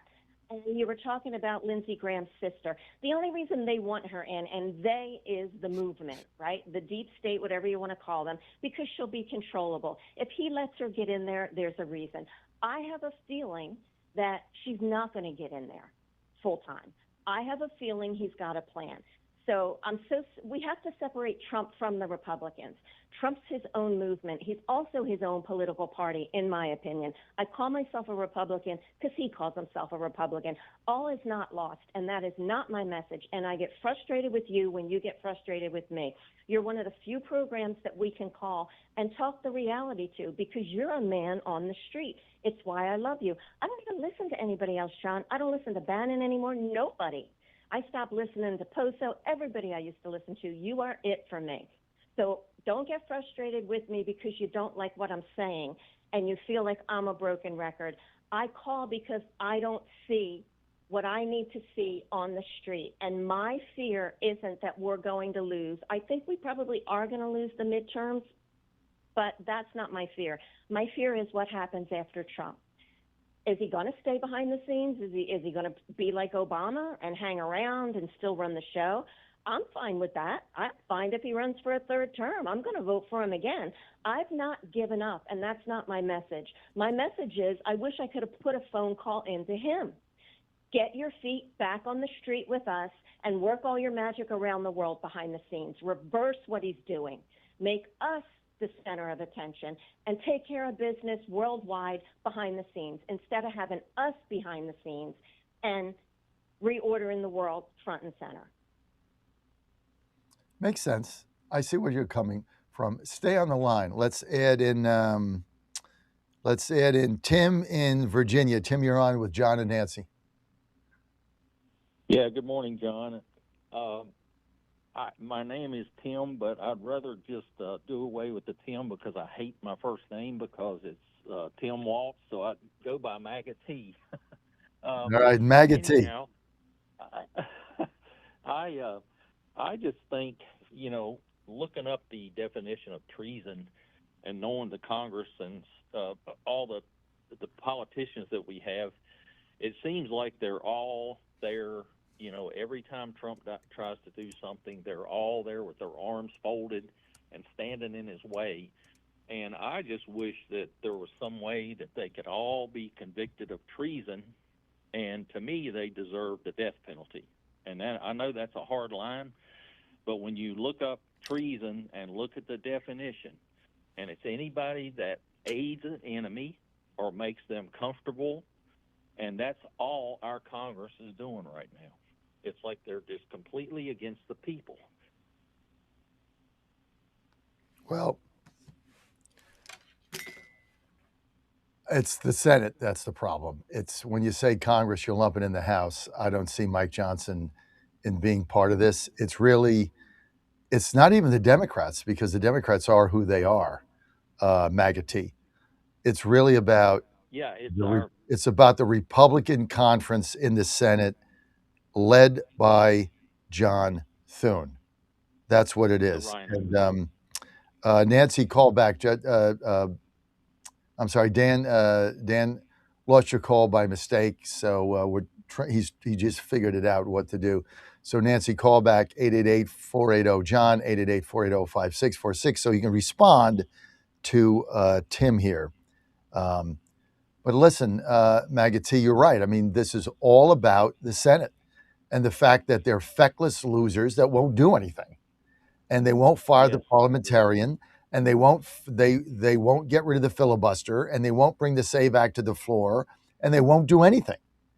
And they're riding out Trump's term. This is what we've been saying for a year now. They're just waiting for him to go away.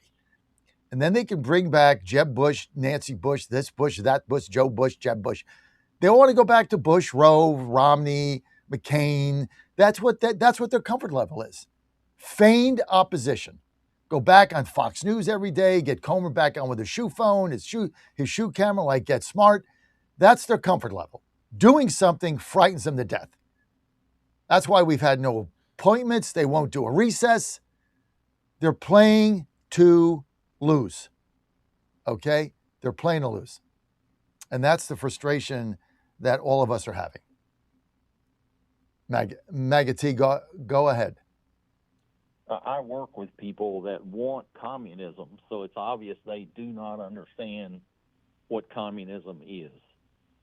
And it just makes me aggravated because I'm I'm in an office with about 7 or 8 other people at work, and I'm the only one, well, myself and one other person, that are MAGA. And I just can't believe that much of a majority here in our little office, wants communism. They told us that the other countries just haven't figured out how to do communism correctly. And I'm thinking, what are you talking about?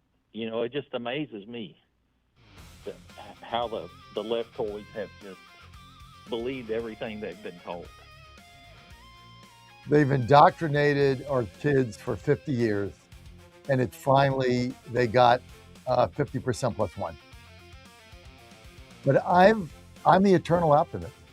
I just, and maybe I'm biased because, I talk to I got one younger son, 22, and his friends, they're all athletes. And there's not one of them I've met over 2 universities playing college athletics. I've yet to meet one that didn't vote for Trump, not one.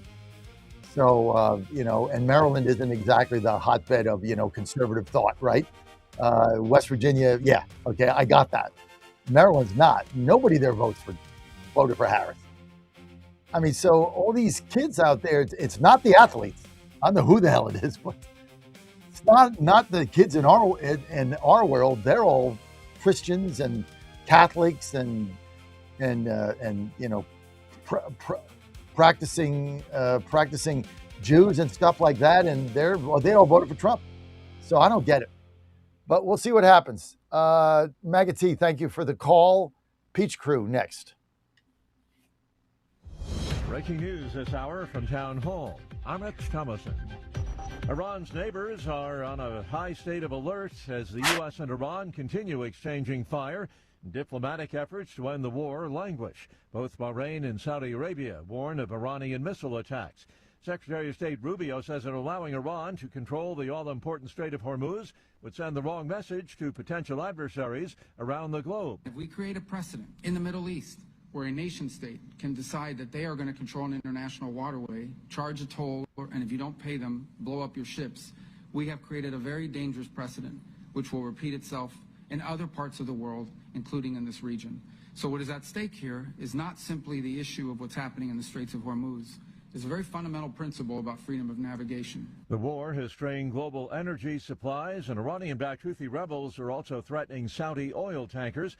AAA's national average for a gallon of regular gasoline, $4.06. This morning, it's up about a nickel from yesterday. President Trump is not closing the door entirely on diplomacy in the Mideast. While sitting alongside Lebanese President Joseph Aoun, President Trump said he would be willing to speak with Hezbollah as part of an effort to bring greater peace and stability to the Middle East. But I would speak to Hezbollah, and I speak to everybody. I'll speak to people that a lot of people think I shouldn't be speaking to, and things work out. I would say this, if the president wanted me to speak to Hezbollah, he's lived with Hezbollah for a long time. And if the president wanted me to speak to Hezbollah, I would. Hezbollah remains a U.S.-designated foreign terrorist organization. Willie Nelson, the White House. People along the Gulf Coast most familiar with the drill: fill the sandbags and batten down the hatches ahead of a tropical storm. This time, the storm is named Bertha. It's expected to make landfall in Louisiana late tonight or early tomorrow morning. Ahead of this morning's Wall Street opening bell, Dow futures are down 103 points. NASDAQ futures off 287. More on these stories, townhall.com. Hi, I'm Kirk Cameron. Christian Healthcare Ministries is not another health insurance policy. If you're tired of year-long contracts and pointless restrictions, CHM offers anytime enrollment on your schedule and at your convenience. With CHM, you're paying half the cost of a traditional health insurance plan. So that puts more money back into your budget for everyday needs. Plus, you'll have access to CHM's care solutions for virtual appointments, prescription savings, surgery support, and more. My family and I joined in 2018, and it's changed our lives for the better. We love paying way less while helping other believers afford their medical bills. Take the leap of faith and see why Christians across the nation are better with CHM.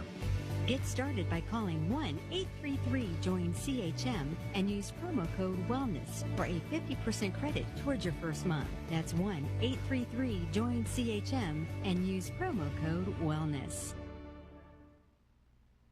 Ukraine is pressing its fight with Russia under new military leadership. President Zelensky has fired his army chief of staff following public pressure and has announced his successor. Making the announcement, the president thanked General Sirski and said a significant path had been traveled. His replacement is the much younger Mihailo Drapati, a man with a distinguished record of his own and, crucially, a friend of the ousted defense minister Mikhailo Fedorov. Mr. Fedorov called his appointment a breath of fresh air and a renewed source of hope. That will go some way towards reassuring thousands of protesting Ukrainians that their voices have been heard. But they will also want to know that Mr. Fedorov, seen as the driving force behind much of the military's recent innovation, will continue to play a central role. The BBC's Paul Adams. At least 999 people have died from the Ebola outbreak in eastern Congo. A grim toll. It's already been declared the fastest Ebola outbreak in history. News and analysis, townhall.com. Some old satellites getting a new lease on life. Go Falcon, go MRV, and go MEP. That's SpaceX rockets taking Northrop Grumman's two-armed space robot into orbit from Cape Canaveral on a private salvage operation to slap life-extending jetpacks on aging communication satellites running low on fuel. Northrop Grumman's mission robotic vehicle, dubbed MRV, and its jetpacks will spend the next year angling into the proper orbit more than 22,000 miles above Earth. I'm Ben Thomas. OpenAI says its artificial intelligence system went rogue, hacking into another AI company all on its own. AI startup Hugging Face detected an intrusion into its data processing systems. Hugging Face's co-founder confirms that the attack was from an AI agent. He adds that it was mind-blowing that it happened autonomously. More on these stories, townhall.com. What if you had a plan to build income outside your job? At Lifestyles Unlimited, you'll learn how people are investing in real estate to grow their income and make smarter financial choices one property at a time. Right now, join us for just $297. That's a savings of $443 off our real estate education program. Text RADIO to 88007. That's RADIO to 88007. Presented by Lifestyles Unlimited. Washington is wasting $500 million every year on a federal supervision system that doesn't work. Probation officers are overwhelmed. Resources are going to people who pose zero threat, while actual dangerous individuals slip through the cracks. The Safer Supervision Act stops the waste and refocuses every dollar on protecting families from harm. President Trump's own pollster found about 80% of Trump voters want this fixed. It's time for Congress to get this done. Stop the waste. Protect our communities. Visit safersupervision.com. Paid for by the Reform Action Fund. In 2008, the amount of concentrated time people could spend on a task without becoming distracted was 12 seconds. 5 years later, it was only 8 seconds, 1 second less than a goldfish. If you're often distracted or have trouble recalling information, you're likely to fall behind in the demanding, fast-paced 21st century. In other words, brain performance is more critical now than ever. Boost your brain power with Healthy Cells Focus Plus Recall. Science-backed nootropics to help you sharpen focus, concentrate longer, enhance recall, improve mental speed, learn rapidly, and be more alert. It's a pill-free brain supplement made with maximum absorption ingestible gel technology, designed to feed your brain at the cellular level. Take it for a test drive. Go to healthycell.com and use code GODZILLA for 20% off your first order of Focus Plus Recall. That's healthycell.com, code GODZILLA for 20% off.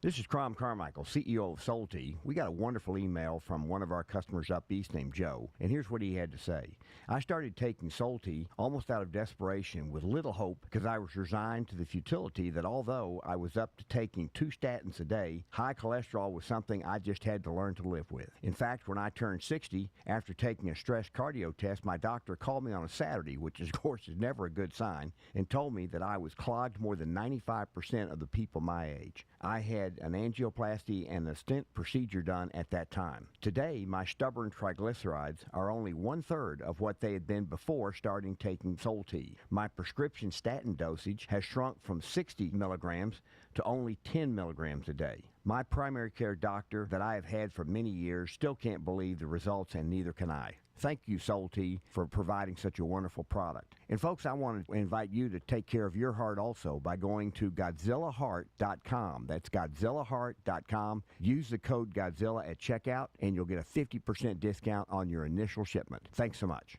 And they're off. This summer, the Thunder returns to Colonial Downs Racetrack. Live thoroughbred racing June 25th through September 7th. Feel the excitement. Hear the roar of the crowd. Experience Virginia's premier horse racing destination every Thursday through Sunday all summer long. Bring the whole family for Family Fun Sundays, packed with activities for all ages. Parking? Free. General admission? Free. Memories? Priceless. Make Colonial Downs Racetrack your new summer fun time tradition. Get tickets and race day info now at colonialdowns.com.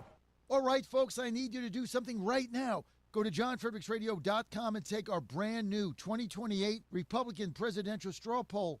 Who do you want leading the ticket? Don't let the elites decide. Make your voice heard. While you're there, weigh in on two huge issues: eminent domain reform and President Trump's tariff policies. Are they protecting American workers or hurting growth? This is your movement, your vote, your voice, your choice. Go to johnfredericksradio.com right now and take the poll. Live from the studios of the John Fredericks Media Network, it's The John Fredericks Show. Grab yourself a cup of 1775 coffee, sit back, and get ready for the best 4 hours of talk in the universe. To be part of the show, just call our toll-free number, 888-480-5646. And now, here's the Godzilla of Truth, the Oracle of the Deplorables, the man who always says to lace him up and lace him tight, John Fredericks. No, it's good to be here in the John Fredericks Media Network. Peach Crew coming up. We got Sally Grubbs. President Trump coming to Georgia today, Cobb County. Everybody fired up. We've got Mallory Staples going to be with us. Haven't heard from her in a while. This segment brought to you by the Safer Supervision Act. There's a bill in Congress right now, the Safer Supervision Act. President Trump's pollster said it's supported by 98% of Trump voters. This is basically very simple. If you're on probation and under supervision by a parole officer, and you're doing all the right things, you have a job, you're drug and alcohol free, you're at no risk to the community, then this law allows the parole officer to make a recommendation to the judge to get you off supervision so you can continue to lead a normal life, get job, pay taxes, keep your job, do everything, reassimilate back in society, and reduce recidivism. And then the parole officer has time to go do what he has to do with other people that might be at a higher risk. The Safer Supervision Act fixes all of this. For more information, visit safersupervision.com. Tell your representative, tell your senator to get this done. Visit safersupervision.com. This is paid for by the Reform Action Fund. Okay, we got the Peach Crew up, but let's take a quick phone call. Rob in New York. Rob, you're live. No, JF, we already got to Rob. Oh, we did? Okay, I forgot. Then we don't have Rob. I don't know why it was on my list here. I did. Oh, good. No worries. Yeah, we've had a lot of calls this morning. My problem. Okay. Let's get to the Peach Crew. Sally Grubbs with us. She's live at a remote location. President Trump coming to Georgia today. Sally, the vice chair of the Republican Party of Georgia. Thanks for being with us, Sally. And back by popular demand, Mallory Staples, the chairman of the Georgia Freedom Caucus. Mallory, great to have you back. You look fabulous. Good to have you with us. Good morning, John. Hey, Sal. How are y'all doing? I'm so happy to be here. We're doing great. Sally, tell us where you are. Tell us about the president's visit. Good morning, John. Yeah, you see me maneuvering around here. I'm in the VIP lot at Wheeler High School in Cobb County, Georgia, and so people are lining up to see President Trump today. So we're doing a little car shuffling here this morning. So I apologize, but it's good to be with you this morning. The line is building and everybody's up. We've got quite a controversy here in Cobb County. The Democrats are upset. Can you imagine? And so they're out there protesting and riding on the sidewalks with chalk and unhappy that President Trump is coming. So it's a lot going on in Cobb County this morning. So the president's visit, what do you look for at Wheeler High School?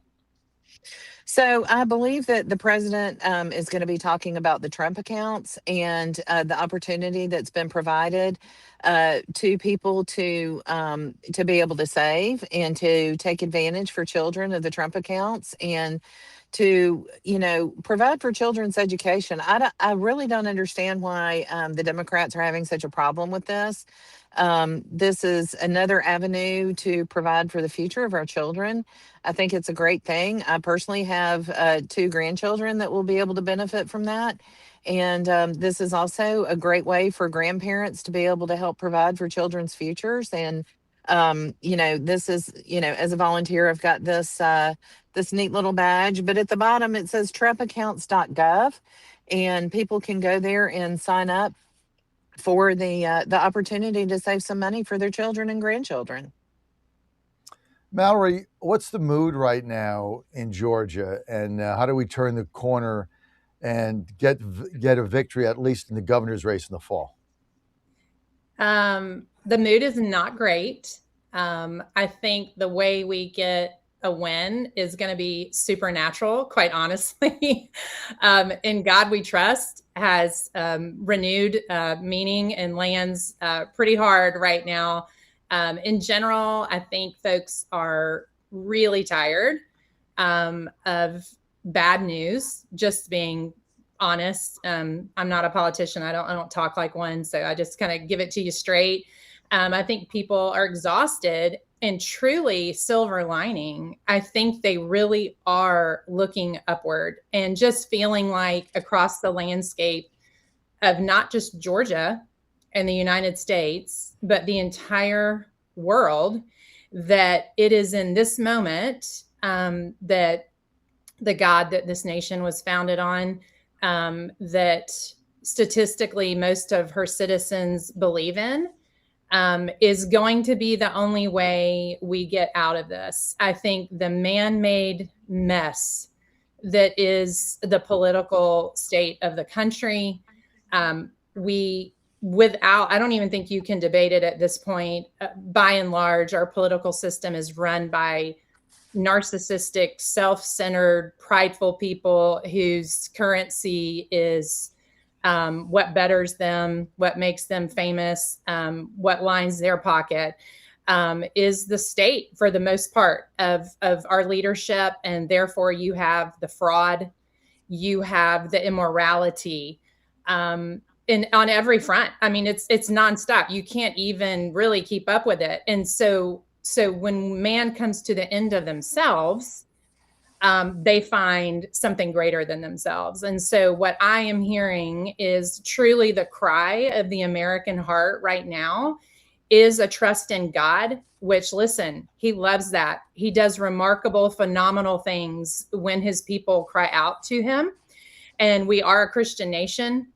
And like I said, statistically, that is what most people believe, despite the massive importation of people of other belief systems that oppose our country. We're still largely a Christian nation. And so there is a just supernatural hope, I think, that's found in realizing that what saves America is going to be a move of God, and getting back to our faith and what really matters to us, and just cutting through all the mess and looking for, an intervention. And there are a handful of leaders that exemplify and embody the qualities and the characteristics that are godly. And I think people champion those folks hard. I think there's a very high level of distrust for almost everyone else.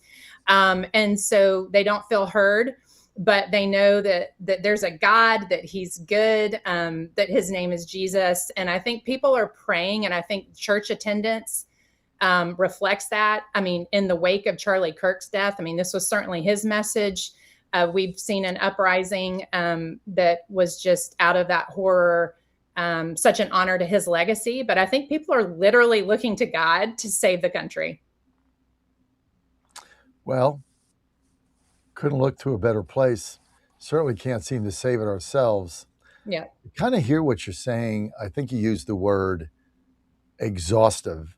If you look at the Georgia election process, that's been exhaustive. I mean, it seemed like it started, Sally, when Marjorie Taylor Greene resigned, and we had that special in the 14th. And then you had the election, and then you had the primary, and then you had the runoff, and then you had the runoff, the son of the runoff. I don't know what you guys had there, but it seems like the election process in Georgia has gone on for 6 months. And, finally now you have two candidates. It's still going on. And I think there is a level of exhaustion that might have crept into Georgia Republicans. Sally. We lost Sally. So it's just you and me. You and me. You and me, kid. which is fine. Yeah. But I think you're onto something. I mean, there is, and then I think if you look at Georgia, I think the buying of the gubernatorial nomination by Mr. Jackson, I think turned a lot of people off. Whether you were supporting Burt Jones or not, I mean, everybody saw that for what it was. I mean, the guy, although he was involved in a lot of politics in different ways, I mean, he spent millions of dollars. He flooded the zone. He flooded the mailbox. And now all of a sudden he beats Burt Jones and he's the nominee, and nobody really knows how much about him. And then, of course, we have the Senate race, which I don't even think is going to be competitive. So then you get polls out that, show the most disastrous mayor in Atlanta history.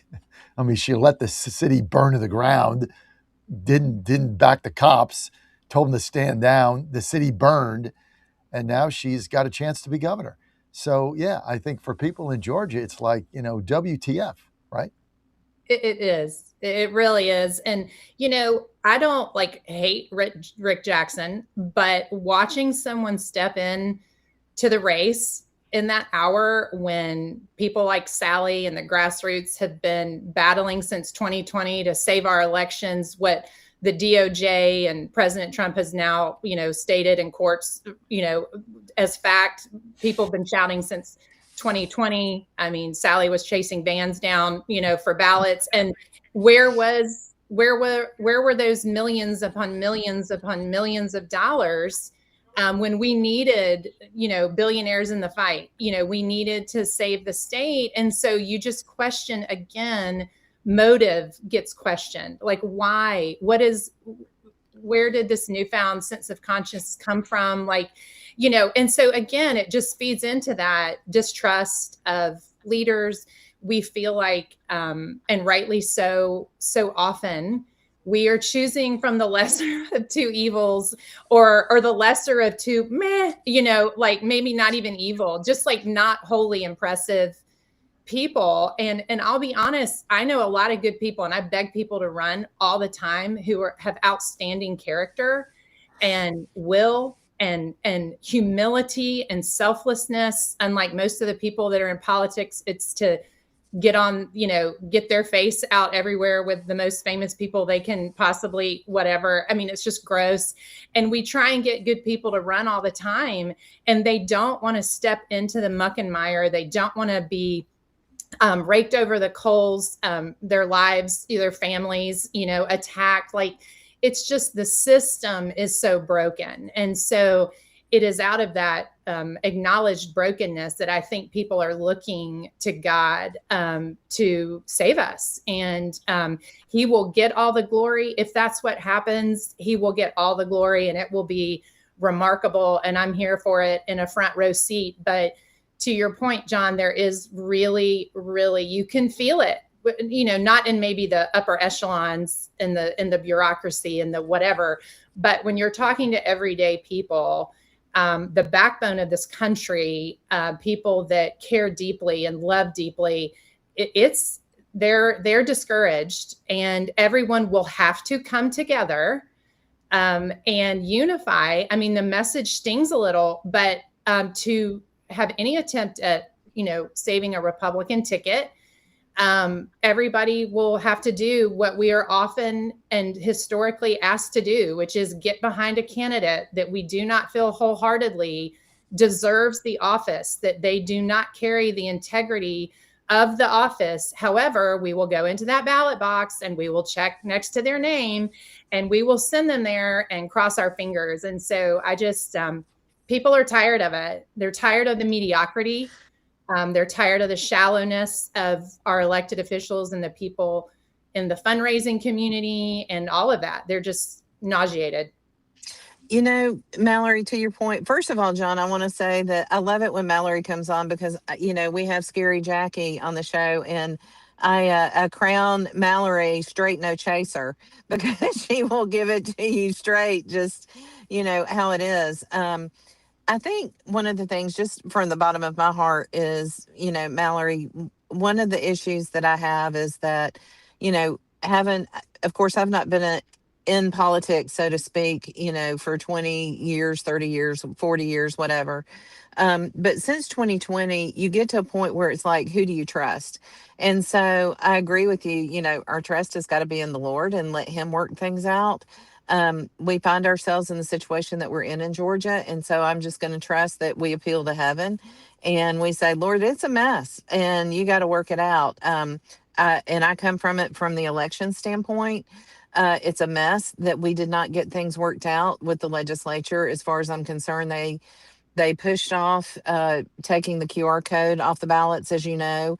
That's a big deal for me. We don't have ballot secrecy. It's even worse than what the public knows. It'll be coming out, I'm sure, before long.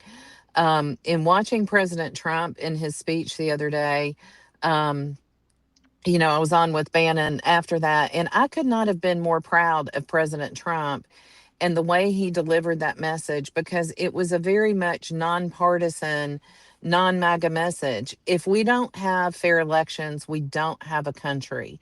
And that's the very basic foundation of why I fight so hard for this stuff is because if we don't have fair elections, we do not have a country. If we don't have a border, we don't have a country. And that's why it's so important to get people into office that understand that and why we've got to continue the fight in that vein. And that I'm laser focused on that. That's my mission is fair elections. And the more support that we can get for people to get behind that, the better off we'll be as a country. Yeah. And the grassroots feel deeply what Sally just said that I interact with. It is an emergency. And, even coming to light just recently, that here in Georgia, we have default voter registration when you go get a driver's license. That's kind of the latest topic right now, which is, partnering with registering folks who should not be registered to vote. And you literally have to opt out. I mean, again, you wake up every day and there's a new holy, whatever, in your news feed at the local, state, federal, and global level. It's just, Jesus, we love you and we need you is really all I can say. I'm so grateful. I mentioned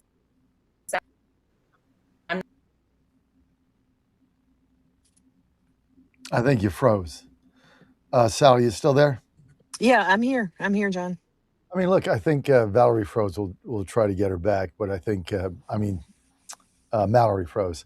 I think what Mallory's saying here, I heard, three things. I heard people are just exhausted.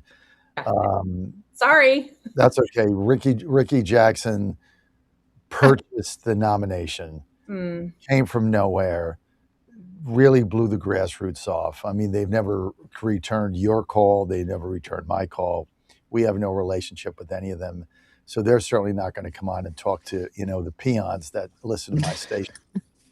That's basically their view, right? They'll reach them in the mail. They don't have really time to engage with, people that are driving around and pick up trucks and don't have a lot of money, which is basically what our audience is. We're the grassroots working class, so they can't be bothered with us, and they can't be bothered with any of it. They purchased the nomination. If I was there, I'd vote for him. But I think I'm getting what Mallory's saying. There's an exhaustion, and then there's I got to hold my nose again. And I had Bannon on, I think it was Monday, who said, if we lose, it's not going to be because we don't have the voters, it's because we don't have the intensity. And I think that's what Mallory is saying here. There's just a lack of intensity on our side. There's a lot of disappointment, a lot of discouragement. things are not going well. And so people are now looking for an alternative. And, I look forward to Trump coming to Georgia. But when Mayor Bottoms is ahead in the polls, it's like Well, in Georgia, John, here's the you thing. gotta Here's the thing. shake your head. And Ossoff's up by 10. I mean, Yeah. that race is over.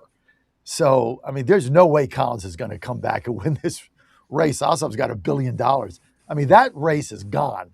And now you're just trying to win the governor's race. I mean, it's incredible. So, here's one thing that I love about President Trump and what he built with the MAGA movement is I'm looking out here in the parking lot of people standing in line. I'm seeing these people, seeing the front row Joes standing in line and, people checking in and everybody's dressed in, red, white, and blue. It's always, if someone never went to a Trump rally, they were really missing out because you could not look at these people in the heart of America and not feel in your heart the pride of being an American and the pride of all the promises that President Trump made. Now, there's some people that are upset, in to your previous interview, it's like, where's the Epstein's files? Where's this? Where's that? I will tell you, as far as Tulsi Gabbard goes, I love Tulsi. She's doing what she needs to do right now, and being by her husband's side. Just have to interject that there's some family members that live here locally in Cobb, and I spent time with them last night, and so I'm so thankful that she went into the admin and what she did and what she set up. But when you see over the last 6 years what President Trump could do in bringing people together, we so desperately need that in Georgia. And we'll see, because as I understand, Rick Jackson's going to be here to speak today, and we'll see if he can. I hate to use this word. I hate this word, but to see if he can galvanize people and bring them together. We'll see what happens. There is a lineup. It starts at 1:30. President Trump will be here at 3. We'll see what kind of unity can be brought. I know that Mike Collins was planning on trying to be here. There's some important votes that are going on in the House that, I don't know how quick you can get from DC to Georgia when you're a congressman and you've got to try and be in 2 places at one time. But there is a unity that needs to be done. And that is one thing that President Trump did for this country. Is to bring people together. People accuse him of being divisive, but you can look at the sea of people that are here, and they're here because of President Trump. And he did an amazing thing, and we need more of that in America, and we need more of the people that can do that kind of thing. And to Mallory's point, it's hard to find people that can do that, and it's only by God, I think, that people can be brought together like that. Well, I think it's settling in now. I think the Jackson victory is now settled in, right? It's settled in. And the Burt Jones, Burt Jones had a lot of support, a lot of grassroots support. He was with Trump on election integrity from day one. And so I think that's now settling in. And to Mallory's point, it's a combination of disappointment, exhaustion, and now I got to be with somebody that basically spent millions of dollars on himself and never helped us with his millions when we were trying to get voter integrity. And I think Mallory's right. I mean, what she speaks here the truth, and that's why the poll numbers are reflective of that in Georgia. I think Mallory nailed it. Right? Where were your millions when you could have done something for us? You only spent your millions when you could do something for you. That's a question you got to ask. Well, Guys, John, I got to go to a break. Hold that thought. So I want your thought. And then when I get back, I also want to get an update on where are these 30,000 mail-in ballots in a warehouse in Fulton County? Where are we with Carolyn Jeffords' lawsuit? When are these going to be adjudicated? I thought it was coming. I thought that was going to be part of the president's speech. It was not. We'll talk about that. Let's get your thoughts and calls when we get back. 888-480-JOHN. Don't go away. Peach Crew coming up next. How we live on this earth determines our eternal destination, up or down, heaven or hell, and yes, hell is real. God has rules for us to follow in order to be admitted into his heavenly home. Just like the rules you may have for people to enter your home, maybe you do not allow smoking or profane language, God too has rules. There are 10 of them. We are called to obey his rules, not to change them, adapt them, or ignore them. The 10 Commandments guide our entry into eternal life. We must obey his rules in order to enter his heavenly home. I'm Susie Kelly, and I am passionately Catholic. Everybody's talking about weight loss injections because the results are so dramatic. They work by lowering blood sugar and reducing appetite. So, what if you're looking to lose weight but not interested in painful weekly injections, especially when you hear about some of those intense side effects? That's why doctors created a weight loss supplement called Lean, and the results are remarkable. The ingredients studied in Lean have been shown to lower your blood sugar, burn fat by converting it into energy, and curb your appetite and cravings, so you're not as hungry. But listen, Lean is not for the casual dieter with only a few pounds to lose. The doctors at Brickhouse Nutrition created Lean for frustrated dieters with 10 or more pounds to lose. Get started with 20% off and free rush shipping so you can add Lean to your healthy diet and exercise plan. Go to takelean.com and enter the code Godzilla for your discount. That's discount code Godzilla at takelean.com. In 2008, the amount of concentrated time people could spend on a task without becoming distracted was 12 seconds. 5 years later, it was only 8 seconds, 1 second less than a goldfish. If you're often distracted or have trouble recalling information, you're likely to fall behind in the demanding, fast-paced 21st century. In other words, brain performance is more critical now than ever. Boost your brain power with Healthy Cells Focus Plus Recall. Science-backed nootropics to help you sharpen focus, concentrate longer, enhance recall, improve mental speed, learn rapidly, and be more alert. It's a pill-free brain supplement made with maximum absorption ingestible gel technology, designed to feed your brain at the cellular level. Take it for a test drive. Go to healthycell.com and use code GODZILLA for 20% off your first order of Focus Plus Recall. That's healthycell.com, code GODZILLA for 20% off. And they're off. This summer, the Thunder returns to Colonial Downs Racetrack. Live thoroughbred racing June 25th through September 7th. Feel the excitement. Hear the roar of the crowd. Experience Virginia's premier horse racing destination every Thursday through Sunday all summer long. Bring the whole family for Family Fun Sundays, packed with activities for all ages. Parking? Free. General admission? Free. Memories? Priceless. Make Colonial Downs Racetrack your new summer fun time tradition. Get tickets and race day info now at colonialdowns.com. Bad decisions limit future options. Make enough bad decisions and you will destroy your life. Listen to The Flatline with your host, Rick Hughes, every Sunday morning on the John Fredericks Radio Network. The Flatline describes a main line of resistance in your soul, built on God's Word. Join us every Sunday morning for 30 minutes of inspiration, motivation, and education, all without manipulation. That's The Flatline with Rick Hughes, heard here every Sunday at 8:30 a.m. on the John Fredericks Radio Network. I am here because Washington needs fighters, and Graham Plattner is the fighter we need. You bet. I said to myself, that's my kind of man. Don't touch that dial. You found your home of the truth. Do you solemnly swear to tell the truth, whole truth, and nothing but the truth? With the best analysis in America. You can't handle the truth. And now back to the John Fredericks Show. Inquiring minds want to know.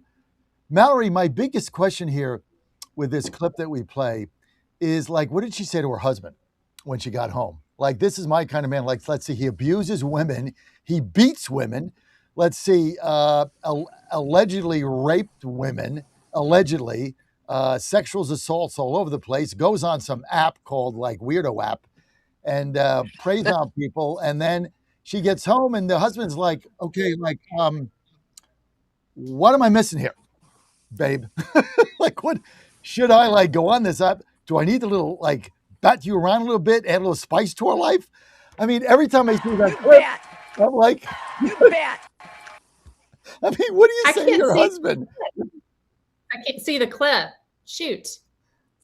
Oh, you didn't see the clip? No, I Oh, went out. I got dropped for just a second, and then I came back, and that was when the clip was on.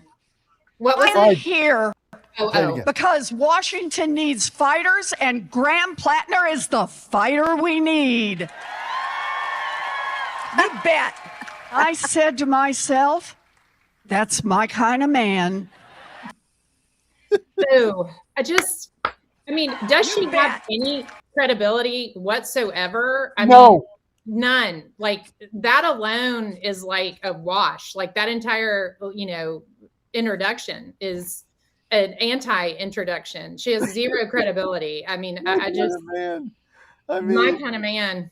I mean, but what is it when you get home from that and what do you say to your husband? Like, that's my kind of man, but you're not. I mean, what do you say? It's Oh a my God. circus. It's a circus. It's literally like that scene in Gladiator where Russell Crowe finally steps out and he says, "Are you entertained?" I mean, I think that is what most people feel like when they watch politics, and the news and all of that. It's like, this is a joke. Like, this is fictional fodder. These people cannot be real. This cannot be happening, like, yeah, she's a joke. She is an absolute joke.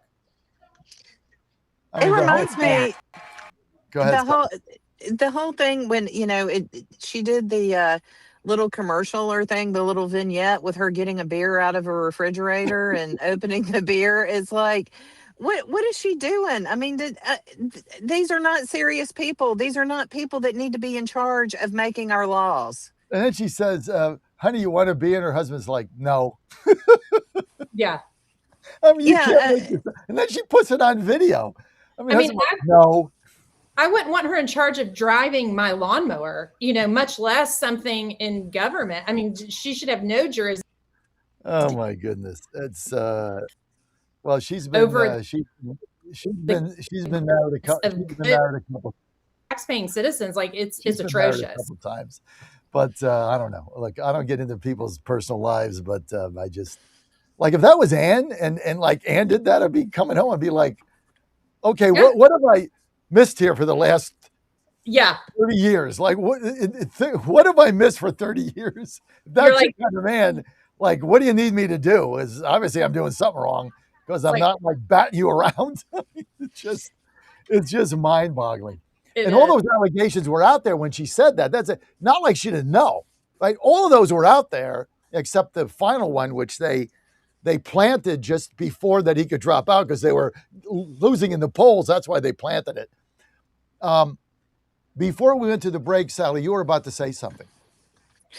So, talking about things, there was a tweet that came out from Greg Bluestein from AJC. Shout out to Greg Bluestein, my friend on the AJC, that said that a newly disclosed filing showed Jackson also gave another $1 million just 5 days before the June runoff when he defeated Lieutenant Governor Burt Jones, the endorsed candidate. It says the timing coincided with Jackson's visit with Trump just days before the runoff election. Although the president stood by Jones through the runoff, he quickly endorsed Jackson after his victory and praised him for running a great Trump campaign. So, I don't know. Mallory being representative of the Georgia Freedom Caucus, and trying to get people to run and things like that. The thing that I hate, I mean, Jackson's the nominee and I'll support him 100% and all of that. But when you get so much money tied up in these campaigns and things like this, it squashes the little guy.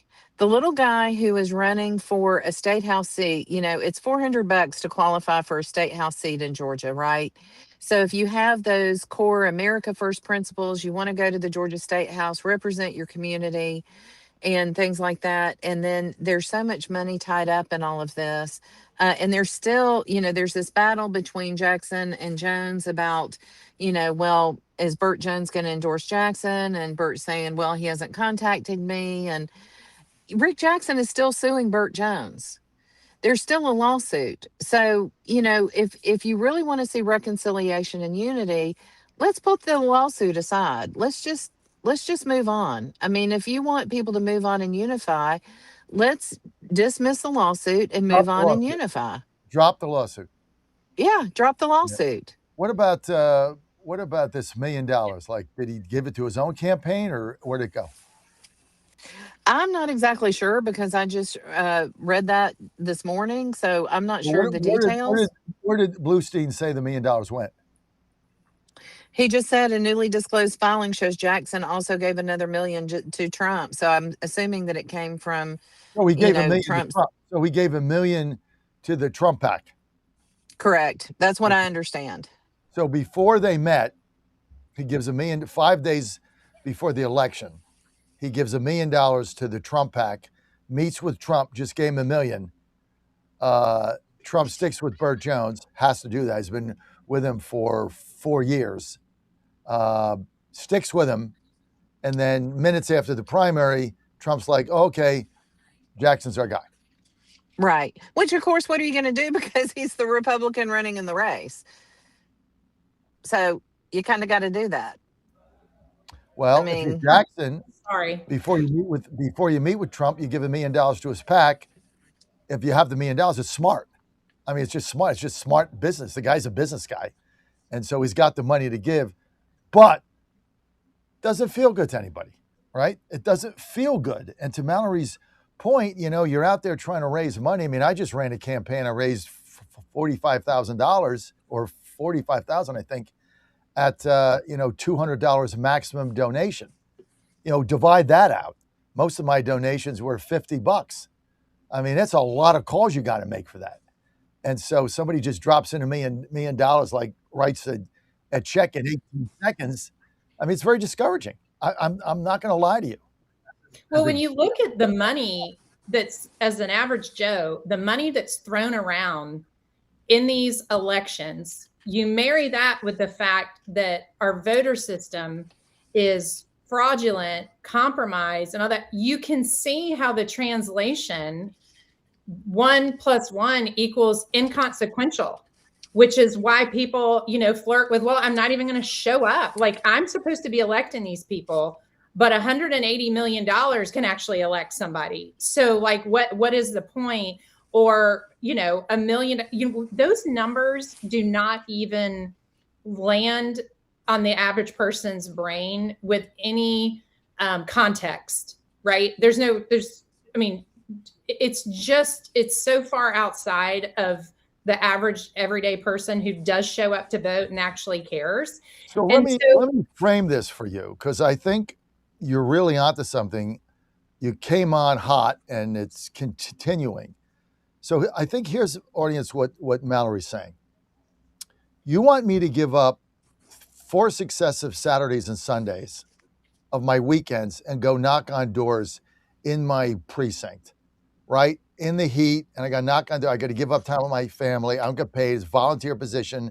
I got to walk list. You want me to knock on doors and for my candidate, and this guy just spent $150 million against my candidate, and he's paying everybody to knock on doors, and I'm supposed to go volunteer, and I don't matter now because he's spending $150 million. I mean, that's your message, and that's where the discouragement comes in, and I think you nailed it, Mallory. Well, and you compound that, guys, with the fact that in the legislature, which is Republican in Georgia, there is, and the Secretary of State is a Republican, and there is absolutely almost zero appetite for passing hardcore, robust, impactful election integrity bills. And so these Republicans, I mean, the lift, it is literally like, and I'm sure Sally feels this way, people that are fighting for it, and it is the grassroots. It's not the legislators. If the legislators and the elected officials in the executive branch were fighting for election integrity as hard as the grassroots, we would have those bills. Our system would be cleaned up. It would be done. There's no magic to it, but we don't. So therefore, you have grassroots leadership, people full of passion and conviction who understand if we do not have fair and free elections, we have no country. They are carrying the weight. It's like being Atlas and you've got the world on your back. And like I said before, it is the same cast of freedom fighting characters. It rarely changes. And so that you have that added onto it, and there's just no appetite. We don't have real Republicans when you look at the platform and what it's supposed to stand for. We have people that work for lobbyists. And so here is the circle of what? I'm on air. Do you need me right now? Okay. I'm so sorry. I have a family emergency. I've got to go. I got to go. I'm so sorry. Care of your daughter. All good. Yes. Thank you. Family first. Family first. So, Sally. It's you and me, John. I mean, I agree with everything Mallory said. She came in on fire today. We haven't had her on in a while. You got to get her on every week. But she came in on fire. But let's get to, I got enough time, Sally. Where are these ballots? Where are these 30,000 ballots that we've been trying to get a forensic audit from for now going on 6.5 years? What's the deal? So, John, that the FBI came in and they imaged the ballots from 2020, and they provided a copy to Fulton County digitally. And as a state election board member, I've been trying to get a copy of what the DOJ imaged and gave back to Fulton County. At every turn, there's a roadblock. One of the simple things that we need on the state election board is actually a staff attorney to be able to help with some of that stuff. Caroline, Jeffords is a dear friend of mine, as you know, and that fight is still going on. That case is still going on. And, when I was on Bannon the other day, it's like, with any questions, you just deflect, you delay, you distract. That's the same old story that's been going on.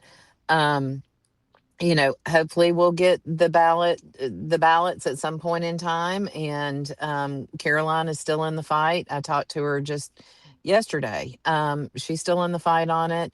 I'm fighting on the state election board level.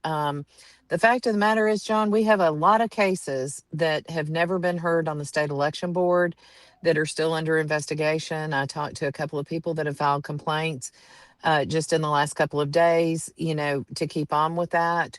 I met week before last, I met with two of the investigators that are actually employed by the Secretary of State's office, but they carry out the investigations for the state election board, even though they're employed by the Secretary of State. So there's just a lot of hoops that we have to jump through, and I'm continuing to fight to bring those things to light. But as you know, there's always someone standing in the way. And to Mallory's point, sometimes you stand there and you look around and you go, who can I trust? Who's really trustworthy? When are we going to get these 30,000 ballots that many allege with affidavits? And I didn't do an affidavit, but I'm convinced that they're fake ballots based on everybody I talked to. They're sitting in a warehouse for 6.5 years. Why can't we just do a forensic audit and determine once and for all? Because I thought that was going to be in his speech on Thursday night. Which it was not. He had other things in it, but not that. When are we just going to look at these ballots? I mean, it's a simple thing. Forensic audit. They're on the right paper. Where are the 30,000 envelopes? Oh, they're over there. We've always had them. Okay, how come it's the same squiggly mark? Well, it's a 30,001 coincidence, but stuff happens. But the ballots are fine, and Republicans are there, and they all agree. Or they were run through a copy machine and they stole the election. And Ossoff say fraudulent senator because Perdue would be seated. When are we going to do that? John, it's so funny because it sounds so simple. You make it sound so easy, and it should be that easy. It really should be that easy. On the state election board, we have subpoena power. So in my view, things like this should have been subpoenaed a long time ago. Didn't need a vote of the board to subpoena them. So the short answer is I don't know why it wasn't done, but I'm pushing to get that done. But at every turn, Fulton County pushes back. They file, a motion to quash. They file, and it's like, these are the same ballots that you were wanting to destroy. Now you want them back. So you get them back. And then you still won't let people look at them. Who has the ballots now? As far as I understand, things have been returned to Fulton County. So they're back in the warehouse. I don't know that for 100%, but that's my understanding. I mean, we don't even know where they are. Where are Right the now, envelopes? I honestly do not know where they Where are. are the I envelopes? do not. We don't even I know do where the not know. envelopes are. We don't know where anything is. I mean, they've I stalled don't. this thing around, so nobody even knows where the ballots are. We don't know where the envelopes are. And they've stalled this thing for 6.5 years. Yeah. Why? If they were not fraudulent ballots, they would have let you look at it on the first day, and that would have been the end of it. Well, it's like I always say, John, if you have nothing to hide, you hide nothing. That's Right. pretty simple. If there's not a there, then you just go, yeah, sure. I mean, you continually hear Secretary Raffensperger say it was the most perfect election in the history of Georgia. If it's that perfect, then why don't you just show how perfect show us what a great job you did. Open the doors. We've had this fight over being in the quote unquote bunker to being there on election night reporting for the final tabulation of votes, and we're told, oh well, nothing happens there. Okay, well, let us see the nothing. I mean, it contradicts every bit of common sense that you have in your brain, to not let people in the door, to not let them see the process, to not let them see the ballots. If everything is fine, you go, sure. If a kid says, oh, I cleaned my room, Mom, well, are you sure? Yeah, I cleaned it, but I don't want to let you in my room because I don't want to let you see how clean it is. It just defies logic. And people have not, in my view, we have been deficient. And, that's one of the reasons why I appreciate Burt Jones so much, is he was there from the beginning with the Ligon report in the Senate Judiciary Committee to say, look, we just need to see, just show us, just prove it to us. 7 years And ago, you and I were there in December.